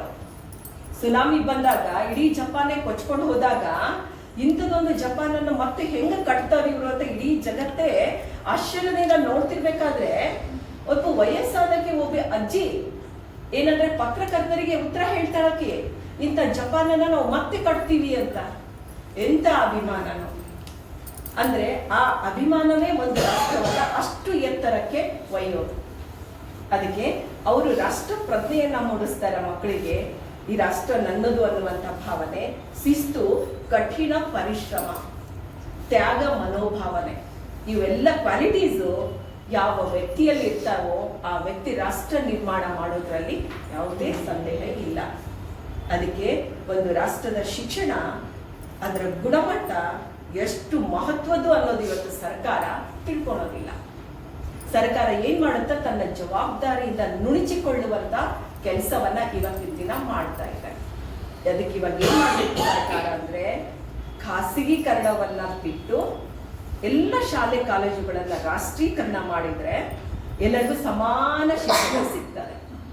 ಇವಾಗ ಶ್ರೀಮಂತರೆಲ್ಲ ದೊಡ್ಡ ದೊಡ್ಡ ಕಾಲೇಜುಗಳಿಗೆ ಹೋಗ್ತಾರ, ದೊಡ್ಡ ದೊಡ್ಡ ಯೂನಿವರ್ಸಿಟಿಗೆ ಹೋಗ್ತಾರ, ಎಲ್ಲ ಚಲೋ ಪ್ರೈವೇಟ್ ಸ್ಕೂಲ್ ಕಾಲೇಜುಗಳಿಗೆ ಹೋಗ್ತಾರೆ. ಬಡವರು ಮತ್ತು ಶ್ರೀಮಂತರ ನಡುವೆ ವ್ಯತ್ಯಾಸ ಜಾಸ್ತಿ ಆಗ್ತಾ ಹೋಗುತ್ತೆ. ಅದಕ್ಕೆ ಒಂದು ರಾಷ್ಟ್ರದಲ್ಲಿ ಆರ್ಥಿಕ ಸಮಾನತೆಯನ್ನ ಪ್ರತಿಪಾದನೆ ಮಾಡಲಿಲ್ಲ ಅಂತಂದ್ರೆ, ಸಾಮಾಜಿಕ ನ್ಯಾಯ ಅನ್ನುವಂಥ ಶಬ್ದವನ್ನ ಅರ್ಥ ಮಾಡ್ಕೊಳ್ಳಿಲ್ಲ ಅಂತಂದ್ರೆ ನಮ್ಮ ರಾಷ್ಟ್ರ, ನಮ್ಮ ಸರ್ಕಾರ ಏನಂದ್ರೆ ಸರ್ಕಾರದ ಅದು ಜವಾಬ್ದಾರಿ ಏನಂದ್ರೆ ಪ್ರತಿಯೊಬ್ಬ ವ್ಯಕ್ತಿಗೂ ಸಮಾನ ಶಿಕ್ಷಣವನ್ನ ಕೊಡಬೇಕು, ಸಮಾನತೆಯನ್ನ ತರಬೇಕು. ಈ ನ್ಯಾಯ, ಈ ಸ್ವಾತಂತ್ರ್ಯ, ಈ ಸಮಾನತೆ, ಈ ಸಂವಿಧಾನದ ಆಶಯಗಳೆಲ್ಲ, ಈ ಸಂವಿಧಾನದ ಮೌಲ್ಯಗಳೆಲ್ಲ ಅವುಗಳನ್ನ ಕಾರ್ಯಗತಗೊಳಿಸ್ಬೇಕು ಅಂದ್ರೆ ಒಂದು ರಾಷ್ಟ್ರದಲ್ಲಿ ಅತ್ಯುತ್ತಮವಾದ ಶಿಕ್ಷಣದ ವ್ಯವಸ್ಥೆ ಇರಬೇಕು.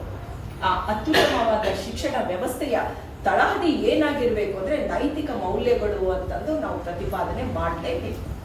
ಯಾಕಂದ್ರೆ ಶಿಕ್ಷಣದಲ್ಲಿ ಸಾಕಷ್ಟು ಸುಧಾರಣೆಗಳನ್ನ, ಶಿಫಾರಸುಗಳನ್ನ ಮಾಡ್ತಾರೆ. ಆದ್ರೆ ಇಂಪ್ಲಿಮೆಂಟ್ ಮಾಡೋದು ಯಾರು? ಸರ್ಕಾರ.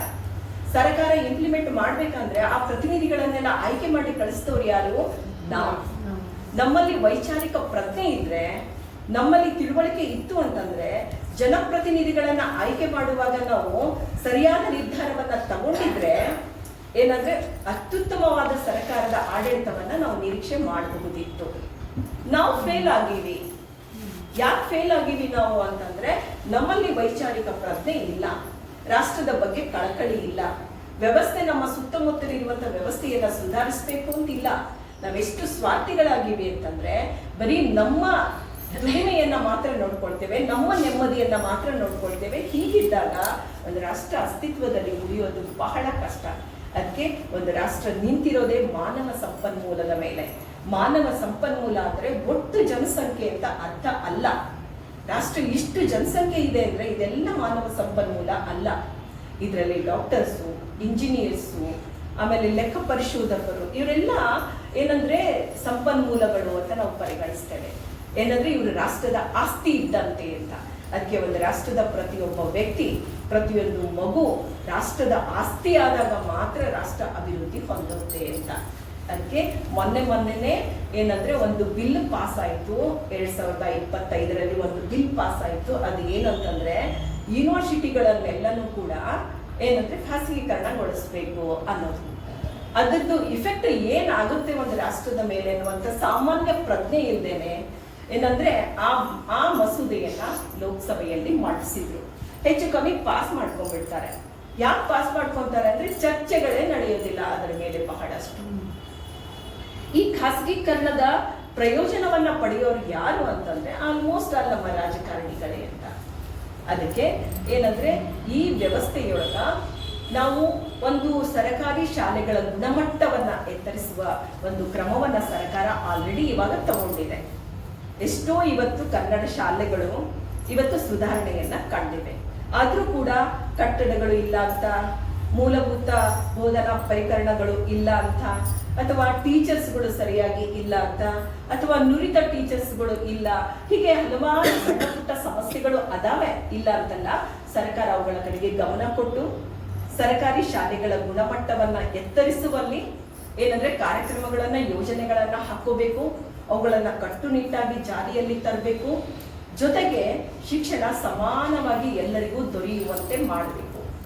ಖಾಸಗೀಕರಣಕ್ಕಿಂತ ರಾಜಕೀಕರಣ ಆಗ್ಬಿಟ್ರೆ ನಾವೇನಂದ್ರೆ ಯೂನಿವರ್ಸಿಟಿ ಲೆವೆಲ್ನಲ್ಲೂ ಕೂಡ ಕಡಿಮೆ ಖರ್ಚಿನಲ್ಲಿ ನಾವು ಉನ್ನತ ಶಿಕ್ಷಣವನ್ನ ಪಡೆಯೋಕೆ ಸಾಧ್ಯವಾಗ್ತದೆ ಅಂತ. ಇಷ್ಟು ಪಾಯಿಂಟ್ಗಳ ಜೊತೆಗೆ ನಾನು ಒಂದು ಮೇನ್ ಪಾಯಿಂಟ್ಗಳನ್ನ ನೋಟ್ ಮಾಡ್ಕೊಂಡು ಬಂದಿದ್ದೆ.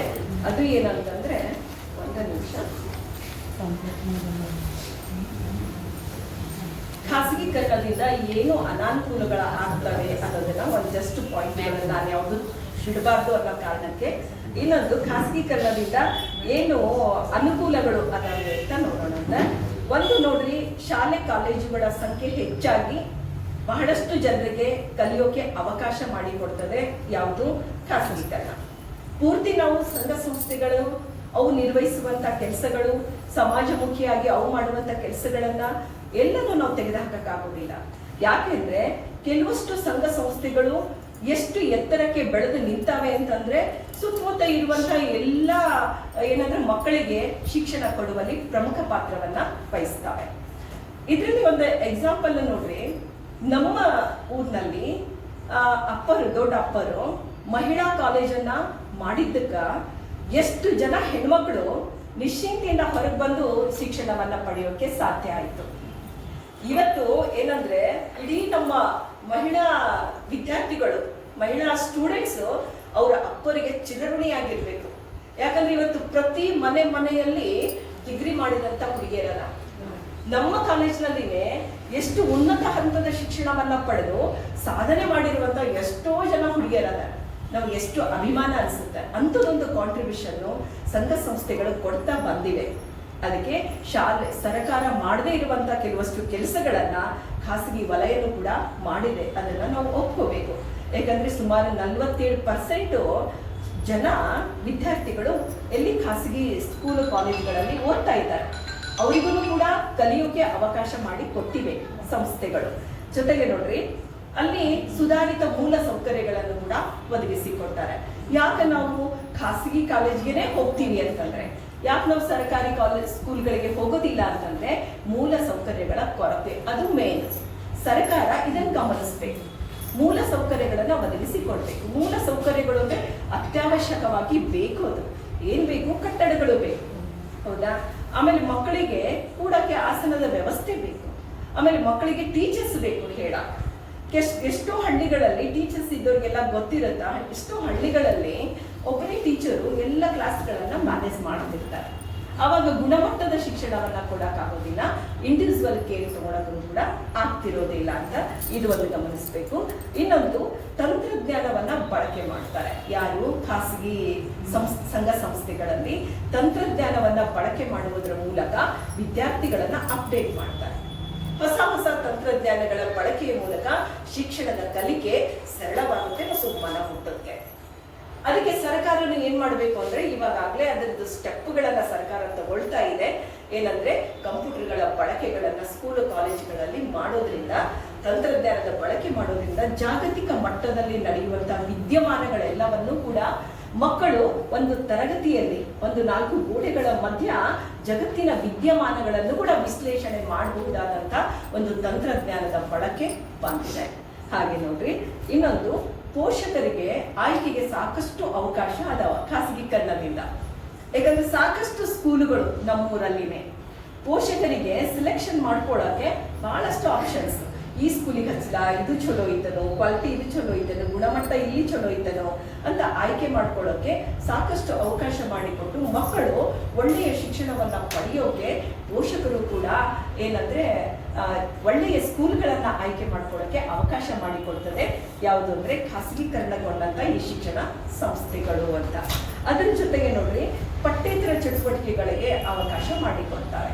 ಅಂದ್ರೆ ಇವಾಗ ದೊಡ್ಡ ದೊಡ್ಡ ಬೆಂಗಳೂರಿನಲ್ಲಿ ಸ್ಕೂಲ್ಗಳಲ್ಲೆಲ್ಲ ಏನ್ ಮಾಡ್ತಾರೆ ಅಂದ್ರೆ, ಮಕ್ಕಳಿಗೆ ಯಾವುದ್ರಲ್ಲಿ ಅಭಿರುಚಿ ಇದೆ ಅಂತ ನೋಡ್ಕೊಂಡು ಅದನ್ನ ಆ ಅಭಿರುಚಿಯನ್ನ ಮಕ್ಕಳಲ್ಲಿ ಬೆಳೆಸ್ತಾ ಹೋಗ್ತಾರೆ. ಆದ್ರೆ ಇಂಥವನ್ನ ಸರ್ಕಾರಿ ಶಾಲೆಗಳೊಳಗ ಮಾಡಕ್ ಆಗೋದಿಲ್ಲ. ಹೀಗಾಗಿ ಪೇರೆಂಟ್ಸ್ ಏನಂದ್ರೆ ಅಟ್ರಾಕ್ಷನ್ ಒಂದು ಏನಂದ್ರೆ, ನನ್ನ ಮಕ್ಕಳು ದೊಡ್ಡ ದೊಡ್ಡ ಸ್ಕೂಲ್ನೊಳಗ ಕಲೀಲಿ, ಸಿಕ್ಕಾಪಟ್ಟಿ ಫೀಸ್ ಆದ್ರೂ ಕೊಟ್ಟು ನಾವು ಕಲಿಸ್ತೇವೆ, ದೊಡ್ಡ ದೊಡ್ಡ ಸ್ಕೂಲ್ನಲ್ಲಿ ಕಲೀಲಿ ಮಕ್ಕಳು ಅನ್ನುವಂತ ಮನೋಭಾವನೆ ಅವರಲ್ಲಿ. ಆಮೇಲೆ ನೋಡ್ರಿ, ಎದಕ್ಕೆ ಇವು ಖಾಸಗಿ ಸಂಸ್ಥೆಗಳು, ಖಾಸಗಿ ವಲಯ ಯಾಕೆ ಬೆಳೆಯೋಕೆ ಶುರು ಆಯಿತು ಅಂತಂದ್ರೆ, ಸರ್ಕಾರ ಕನಿಷ್ಠ ಮಟ್ಟದ ಬಜೆಟ್ ಹಣವನ್ನ ಶಿಕ್ಷಣಕ್ಕೆ ಮೀಸಲಿಡ್ತಾ ಇರೋದ್ರಿಂದ. ಉಳಿದಿದ್ದಕ್ಕೆಲ್ಲ ಸಿಕ್ಕಾಪಟ್ಟಿ ಹಣ ಖರ್ಚು ಮಾಡುತ್ತೆ. ಸರ್ಕಾರ ಈ ಶಿಕ್ಷಣದ ಸುಧಾರಣೆಗಾಗಿ ಸಾಕಷ್ಟು ಹಣವನ್ನ ತೆಗೆದಿಟ್ರೆ ಬಜೆಟ್ ನಲ್ಲಿ ಸಿಕ್ಕಾಪಟ್ಟೆ ಏನಂದ್ರೆ ಸೌಲಭ್ಯಗಳನ್ನ ಕೊಟ್ಟು ಇವುಗಳನ್ನು ಕೂಡ ಎತ್ತರಿಸಬಹುದು. ನಮ್ಮ ರಾಷ್ಟ್ರದೊಳಗ 2 ರಾಜ್ಯದೊಳಗ, ದೆಹಲಿ ಮತ್ತು ಸಿಕ್ಕಿಂನಲ್ಲಿ ರಾಜ್ಯ ಸ್ವತಃ ತಾನೇ ನಿರ್ಧಾರ ತಗೊಂಡು ಎಲ್ಲ ಸರ್ಕಾರಿ ಶಾಲೆಗಳಿಗೆ ಮೂಲಭೂತ ಸೌಲಭ್ಯಗಳನ್ನ ಕೊಟ್ಟು ಗುಣಮಟ್ಟ ಹೆಚ್ಚಿಸಿರೋದು ಅಂತಂದ್ರೆ, ಒಂದು ದೆಹಲಿ, ಇನ್ನೊಂದು ಸಿಕ್ಕಿಮು, ಇನ್ನೊಂದು ಕೇರಳ. ಇಷ್ಟು. ಉಳಿದಂತೆ ರಾಜ್ಯಗಳೆಲ್ಲ ಕೇಂದ್ರ ಸರ್ಕಾರದ ಮೇಲೆ ಹಾಕಿಕೊಂಡು ಬಿಡ್ತಾವೆ. ಯಾಕೆ ಕೇಂದ್ರ ಸರ್ಕಾರದ ಮೇಲೆ ಹಾಕ್ತವೆ ಅಂದ್ರೆ, ಕೇಂದ್ರ ಮತ್ತು ರಾಜ್ಯಗಳು ಏನೇನ್ ಕೆಲಸ ಮಾಡಬೇಕು ಅನ್ನೋದನ್ನ 3 ಲಿಸ್ಟ್ ಮಾಡ್ಯಾರ, ಡಿವೈಡ್ ಮಾಡ್ಯಾರ ಕೆಲಸಗಳನ್ನ. ಕೇಂದ್ರ ಸರ್ಕಾರ ನೀ ಇಷ್ಟು ಕೆಲಸಗಳನ್ನ ಮಾಡಬೇಕು, ರಾಜ್ಯ ಸರ್ಕಾರ ನೀ ಇಷ್ಟು ಕೆಲಸಗಳನ್ನ ಮಾಡಬೇಕು. ಇನ್ನೊಂದು ಸಮವರ್ತಿ ಪಟ್ಟಿ ಅಂತ ಬರ್ತದೆ, ಕಾಂಕರೆಂಟ್ ಲಿಸ್ಟ್ ಅಂತ. ಅದರಲ್ಲಿ ಕೇಂದ್ರ ಮತ್ತು ರಾಜ್ಯ ಇಬ್ರು ಸೇರ್ಕೊಂಡು ಈ ಕೆಲಸಗಳನ್ನ ಮಾಡಬೇಕು ಅಂತ ಬರ್ತದೆ. ನಮ್ಮ ಶಿಕ್ಷಣ ಎದರಲ್ಲಿ ಬರುತ್ತಂದ್ರೆ ಸಮವರ್ತಿ ಪಟ್ಟಿಯೊಳಗ ಬರ್ತದೆ. ಹೀಗಾಗಿ ಕೇಂದ್ರ ಸರ್ಕಾರನೇ ನಿರ್ಧಾರ ತಗೊಳ್ಬೇಕು. ಕೇಂದ್ರ ಸರ್ಕಾರನೇ ಪವರ್ಫುಲ್ ಅದ್ರೊಳಗ, ಗೊತ್ತಾಯ್ತಾ?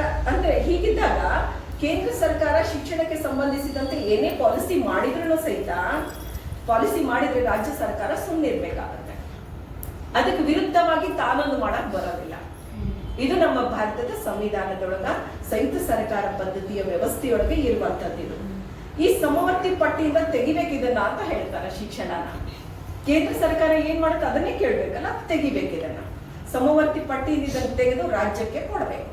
ರಾಜ್ಯ ಅದಕ್ಕೆ ಸಾಕಷ್ಟು ಹಣವನ್ನ ಮೀಸಲಿಡಬೇಕು. ಅಂದ್ರೆ ಮಾತ್ರ ಆ ಪ್ರದೇಶದಲ್ಲಿರುವಂತಹ ಸ್ಕೂಲ್ಗಳನ್ನ ಸುಧಾರಿಸೋಕೆ ಸಾಧ್ಯ ಅನ್ನೋದು. ಇನ್ನು ನೋಡ್ರಿ, ಅನಾನುಕೂಲಗಳು ಏನಾಗ್ತವೆ ಅನ್ನೋದು ನೋಡೋಣ ಅಂತ.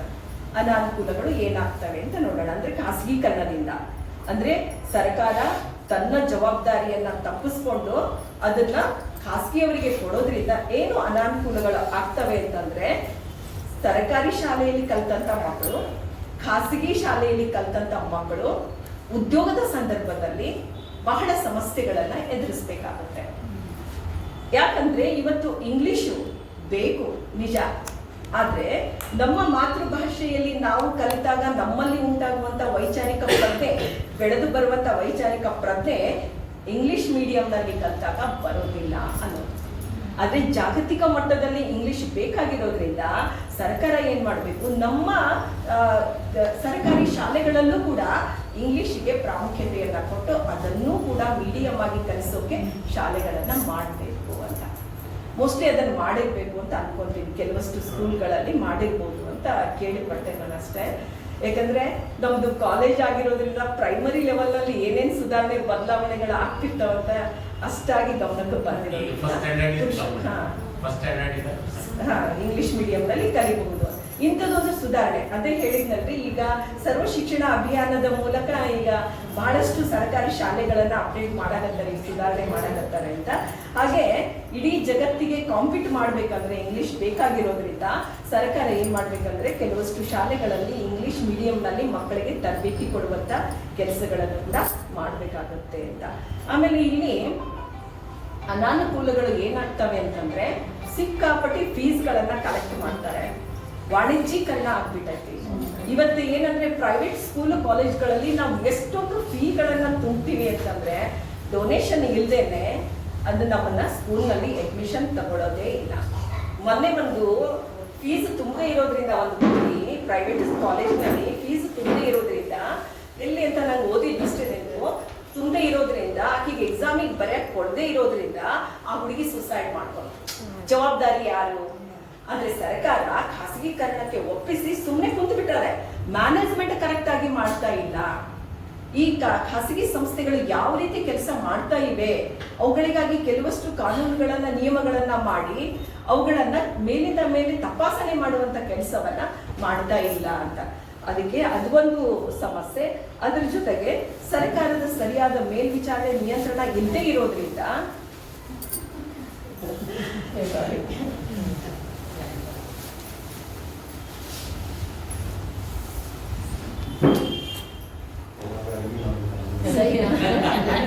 ಇಲ್ಲ, ಸಮಯದ ಪ್ರಜ್ಞೆ ಅಂತೂ ಇರಬೇಕಂದ್ರೆ ಇರಬೇಕು. ಯಾಕಂದ್ರೆ ನೆಕ್ಸ್ಟ್ ಇನ್ನೊಬ್ರು ಮಾತಾಡೋರು ಇದ್ರು ಅಂತಂದ್ರೆ ನಾನು ಏನೋ ಓದಿಸ್ತಿದ್ದೆ ಏನೋ ಗೊತ್ತಿಲ್ಲ. ಪೂರ್ತಿ ಟೈಮ್ ನಂದೇ ಅನ್ಕೊಂಡಿದ್ದೀನಿ. ಸಾರಿ.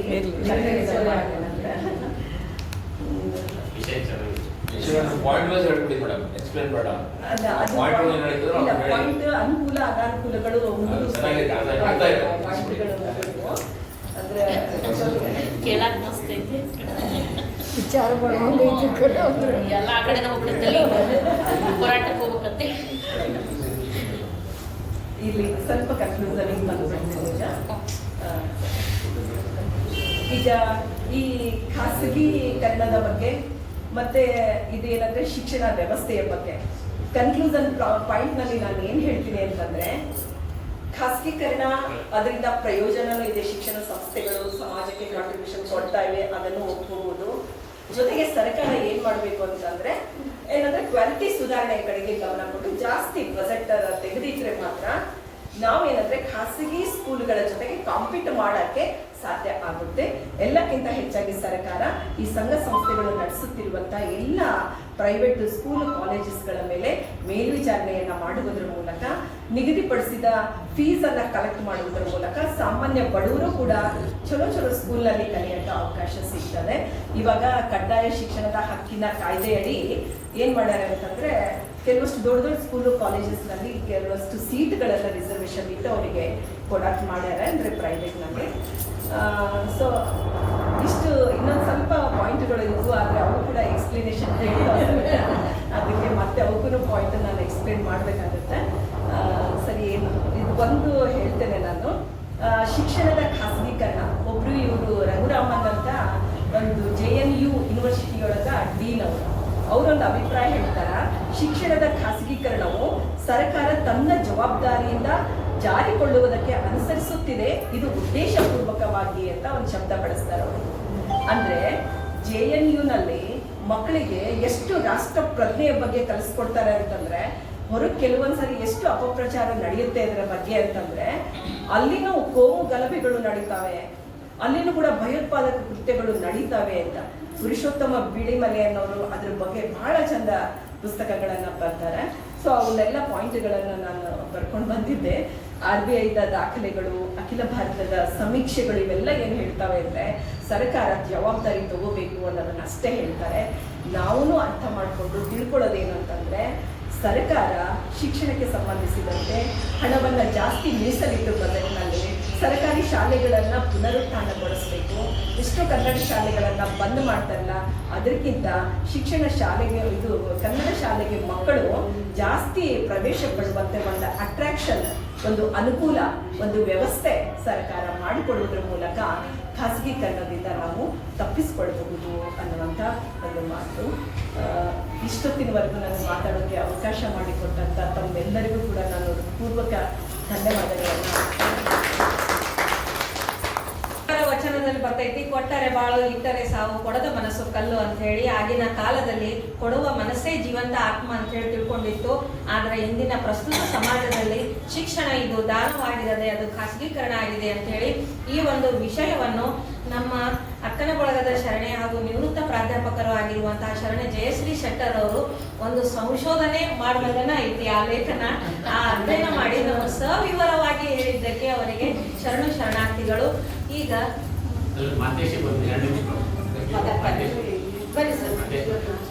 ಈಗ ಇಲ್ಲಿನ ದತ್ತಿದಾನಿಗಳಾಗಿರುವಂತಹ ಶರಣ ಮಹಾಂತೇಶ್ ಗಜೇಂದ್ರಗಢ ಸರ್ ಅವರು ಸಮಯದ ಅಭಾವದಿಂದ 4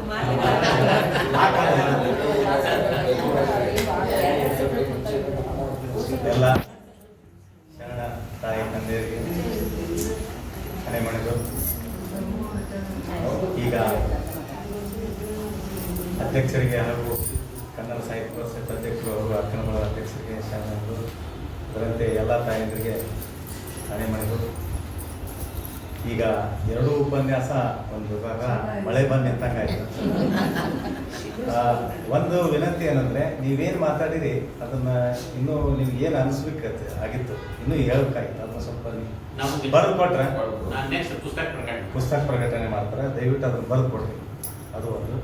ಈಗ ಕನ್ನಡದ ಬಗ್ಗೆ ಹೇಳ್ಬೇಕಂದ್ರೆ, ಕನ್ನಡ ರಕ್ಷಣೆ ಮಾಡಬೇಕಾಗಿಲ್ಲ, ಕನ್ನಡ ತಾನಾಗೆ ಬೆಳೀತದೆ. ಎಷ್ಟೋ ವರ್ಷಗಳ ಕಾಲದಿಂದ, ಎಷ್ಟೋ ಸಾವಿರಾರು ವರ್ಷಗಳ ಕಾಲದಿಂದ ಬೆಳೀತಾ ಇದೆ. ಅದು ಕನ್ನಡದಲ್ಲಿ ಮನೆಯಲ್ಲಿ ಮಾತಾಡ್ಬಿಟ್ರೆ ಅದು ಮುಗಿದು ಕನ್ನಡ ಬೆಳೆದಂಗೆ.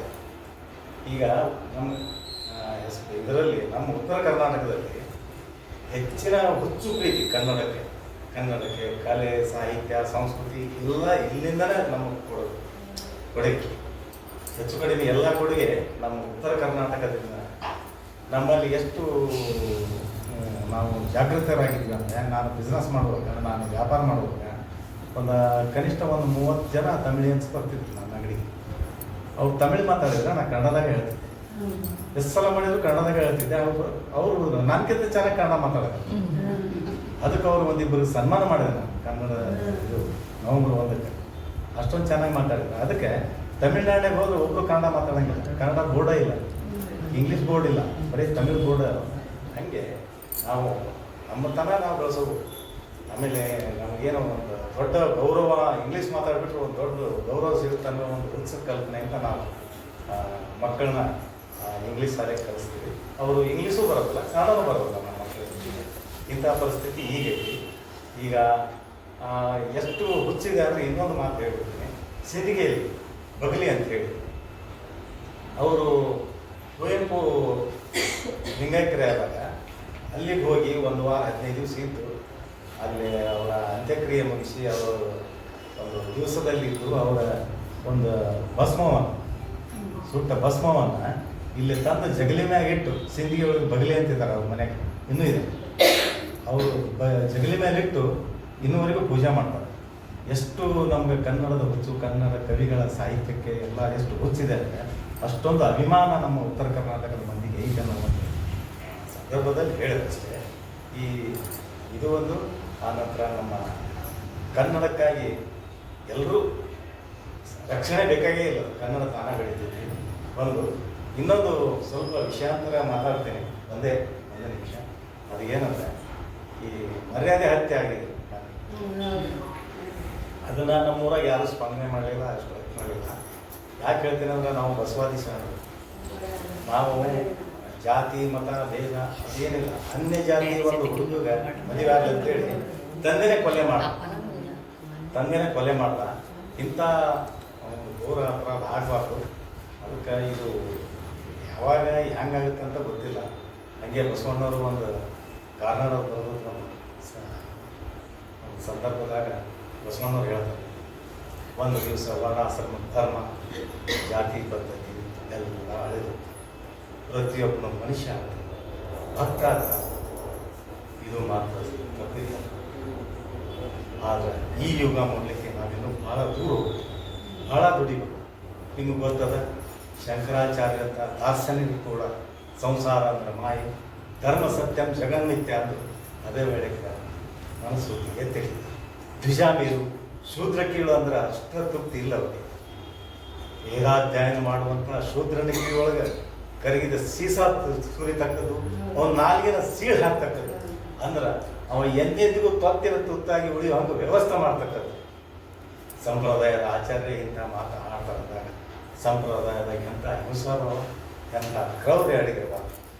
ಸಂಪ್ರದಾಯದ ಹೆಸರಿನಾಗ ಯಾವ ದೇಶಕ್ಕೆ ಬೇಕಾದ್ರೂ ಕೈ ಹಾಕು ಮಂದಿ ಅದರನ್ನು ಮಾತನಾಡಲಿಕ್ಕೆ ಮರಿಬಾರ್ದು. ಅದಕ್ಕೋಸ್ಕರ ಅದನ್ನು ಆ ತಾಯಿಗೆ ಮನುಷ್ಯ ಸಿಗಲಿ, ಇಂಥವು ಆಗಬಾರ್ದು. ಅದಕ್ಕೆ ನಾವು ಇದು ಮಾಡಬೇಕು, ಸ್ಪಂದನೆ ಮಾಡಬೇಕು. ನಾವು ಬಸವಾದಿ ಶಾಂತರೆಲ್ಲ ಇಂಥವ್ರಿಗೆ ಹೇಳಿಕೆ ಕೊಡಬೇಕು, ಧೈರ್ಯದಿಂದ ಹೇಳಿಕೆ ಅದ್ರಾಗೆ. ಈಗ ಧಾರವಾಡದಾಗೂ ಇವತ್ತು ಸ್ಟ್ರೈಕ್ ಮಾಡಿದ್ರು, ಹಂಗೆ ಆಗಬಾರ್ದು. ಅದು ಕಾನೂನು ಕ್ರಮ ಅವ್ರು ತಗೊಂಡಿದ್ರು. ಇಷ್ಟು ಹೇಳಿ ಅದನ್ನು ಮಾತುಗೊಳ್ತೀನಿ. ಕ್ಷಮಿಸಿ, ಹೆಚ್ಚಿಗೆ ಮಾಡಿ. ಭಕ್ತಿದಾನಿಗಳಾಗಿ ಮಹಂತೇಶ್ ಶೈಲೇಂದ್ರ ಸರ್ ಅವರಿಗೆ ಶರಣಾರ್ಥಿಗಳು. ಈಗ ನಮ್ಮ ಅಕ್ಕನ ಬಳಗದ ಅಧ್ಯಕ್ಷರು ಸವಿತಾ ಮಾಟಲ್ ಅವರು 4 ಮಾತುಗಳನ್ನು ಆಡಬೇಕು. ಅದೇ ರೀತಿ ಶರಣ ಸಮರ್ಪಣೆಯನ್ನು ಮಾಡಬೇಕು ಅಂತ ಕೇಳ್ಕೊಳ್ತೀವಿ. ಓಂ ಶ್ರೀ ಗುರು ಬಸವಲಿಂಗಾಯ ನಮಃ. ಕಾಯದೊಳಗರು ಲಿಂಗ ಜಂಗಮ ದಾಯದ್ದವನರಿಯಂತೆ ಸುಲಭೋಪಾಯದಿ ಮಿದಿರಿಟ್ಟು ಬಾಯ ಸ್ಥಳಕ್ಕೆ ಕುರಹರಿ ದಾಯದೊಳಗೆ ಸಮಸ್ತ ಭಕ್ತರಿಗೆ ಕಾಯವನ್ನು ಪಾವನ ಮಾಡಿದ ರಾಯಪೂರ್ವಾಚಾರ್ಯ ಸಂಘದ ಬಸವಶಾಲ ಚಿಕ್ಕರಿಗೆ ಜ್ಯೋತಿ ಶ್ರೀ ವಿಜಯ ಮಹಾಂತ ಶಿವಗಳನ್ನು ದೊಡ್ಡ ಮನದಲ್ಲಿ ನೆಲೆಯಿದ್ದ ಗುರುಮಹಾಂತ ಪೂಜರ ಪಾದಗಳಿಗೆ ಕೊಡಬೇಕು. ಈ ಒಂದು ದತ್ತಿದಾನಿಗಳ ಒಂದು ಕಾರ್ಯಕ್ರಮಕ್ಕೆ ಆಗಮಿಸಿದಂಥ ಎಲ್ಲ ಶರಣ ತಂದೆ ತಾಯಿಗಳಿಗೂ ಕೂಡ ಭಕ್ತಿಪೂರ್ವಕ ಶರಣಾರ್ಥಿಗಳು. ಸಮಯ ಭಾಳ ಆಯಿತು, ಆದರೆ ಇಬ್ಬರು ವಿಷಯಗಳು ಭಾಳ ಅಂದ್ರೆ ಭಾಳ ಒಳ್ಳೆಯ ವಿಷಯಗಳಿತ್ತು. ಕೋಸಲ 4 ಲಕ್ಷ ಸಬ್ಜೆಕ್ಟ್ ಕೊಟ್ಟಿದ್ರು ಸರ್. ಅವಾಗ ಪಾಪ 10 ನಿಮಿಷ ಮುಗಿಸ್ರಿ ಅನ್ನೋದಾಗಿತ್ತು. ಇವತ್ತು 2 ವಿಷಯ ಕೊಟ್ಟರು ಪಾಪ ಅವ್ರಿಗೆ ಮುಗಿಸ್ಬರೋ ಏನಲ್ಲ. ಯಾಕಂದ್ರೆ ಸಮಯದ ಇದ್ರ ಇರೋದ್ರಿಂದ ಇನ್ನು ಮತ್ತೆ ಮುಂದಿನ ಸಲ ನಮ್ಗೆ ಸರ್ ಒಂದೊಂದು ವಿಷಯ ಕೊಡ್ಬೇಕೇನೋ ಅಲ್ಲಿಗೆ ಪದ್ಧತಿ ಹಂಗಾಗಿ ಅದಕ್ಕೆ ಅವರು ಕನ್ನಡ ನುಡಿ ಕನ್ನಡ ಭಾಷೆ. ಈಗ ನಾವು ಎಷ್ಟೋ ಜನರನ್ನ ನೋಡ್ತೀವಿ, ಬೇರೆ ಬೇರೆ ಲ್ಯಾಂಗ್ವೇಜ್ನವ್ರು ನೋಡ್ತೀವಿ. ಮುಸ್ಲಿಮ್ಸ್ ತಾವ ಬಿಟ್ಟರೆ ತಮ್ಮ ಲ್ಯಾಂಗ್ವೇಜ್ ಚಾಲು ಮಾಡ್ತಾರೆ. ನಾವು ಎಲ್ಲರೂ ಕನ್ನಡ ಮಾತಾಡ್ತೀವಿ ಅಂತಂದ್ರೂ ಮನೆಯೊಳಗೆ ಮಕ್ಕಳಿಗೆ ಇಂಗ್ಲೀಷ್ ರೂಢಿ ಮಾಡ್ಕೋರಿ, ಇಂಗ್ಲೀಷ್ ಮಾತಾಡ್ರಿ ಅಂತ ಹೇಳಿ ನಾವು ಫೋರ್ಸ್ ಮಾಡ್ತೀವಿ. ಯಾಕಂದ್ರೆ ಅದನ್ನ ಕಲೀಲಿ ಅನ್ನುವಂಥ ಉದ್ದೇಶದಿಂದ ನೀವು ಹೊರಗಡೆ ಹೋದಾಗ ಅವ್ರಿಗೆ ಪ್ರಾಬ್ಲಮ್ ಆಗಬಾರ್ದು ಅನ್ನೋದು ನಾವು ಫೋರ್ಸ್ ಮಾಡತ್ತೀವಿ ಏನೋ ಅನ್ನಿಸ್ತೈತಿ.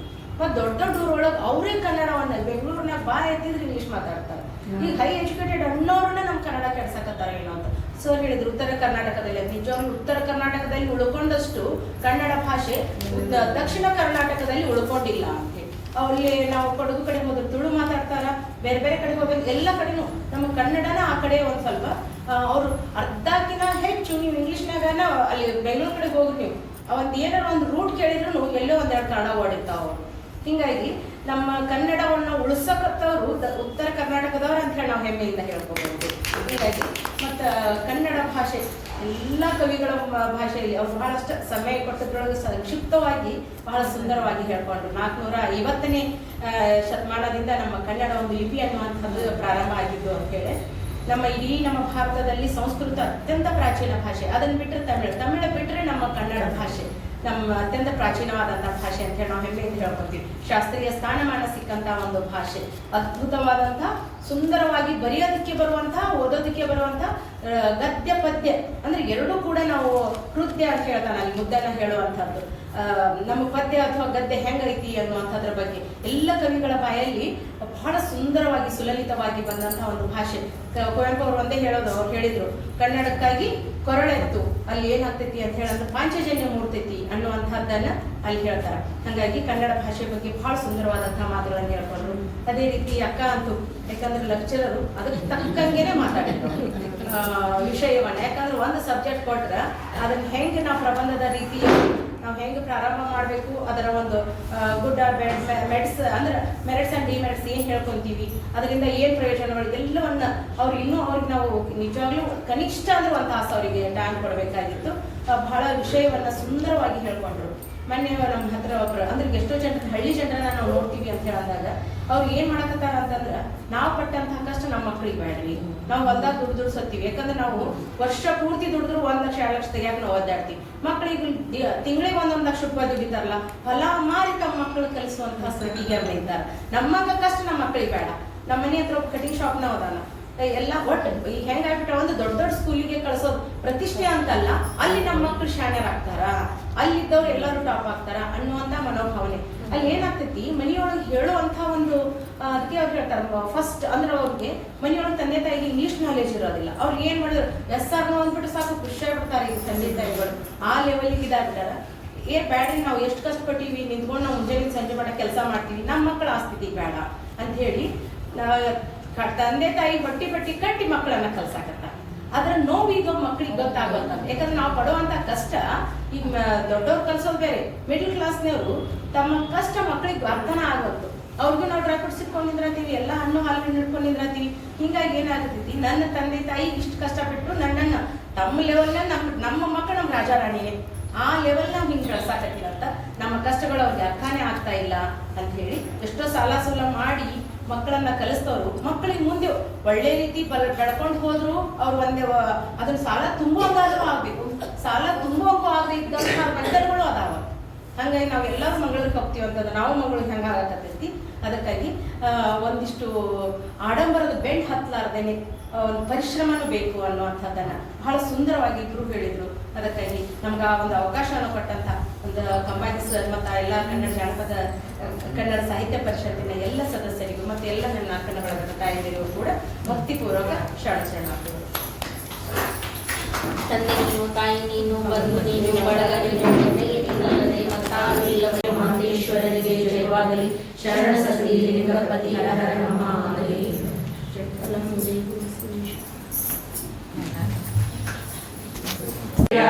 ತಾಳಿದಳು ನಮ್ಮನಿಂದಲೇ ಶರಣರ ಕುಟಕೂಟ ಅನುಭವ ಪಡೆಯುತ್ತ ಅನುಭವ ಮಂಟಪವದ ಕಂಡಳು.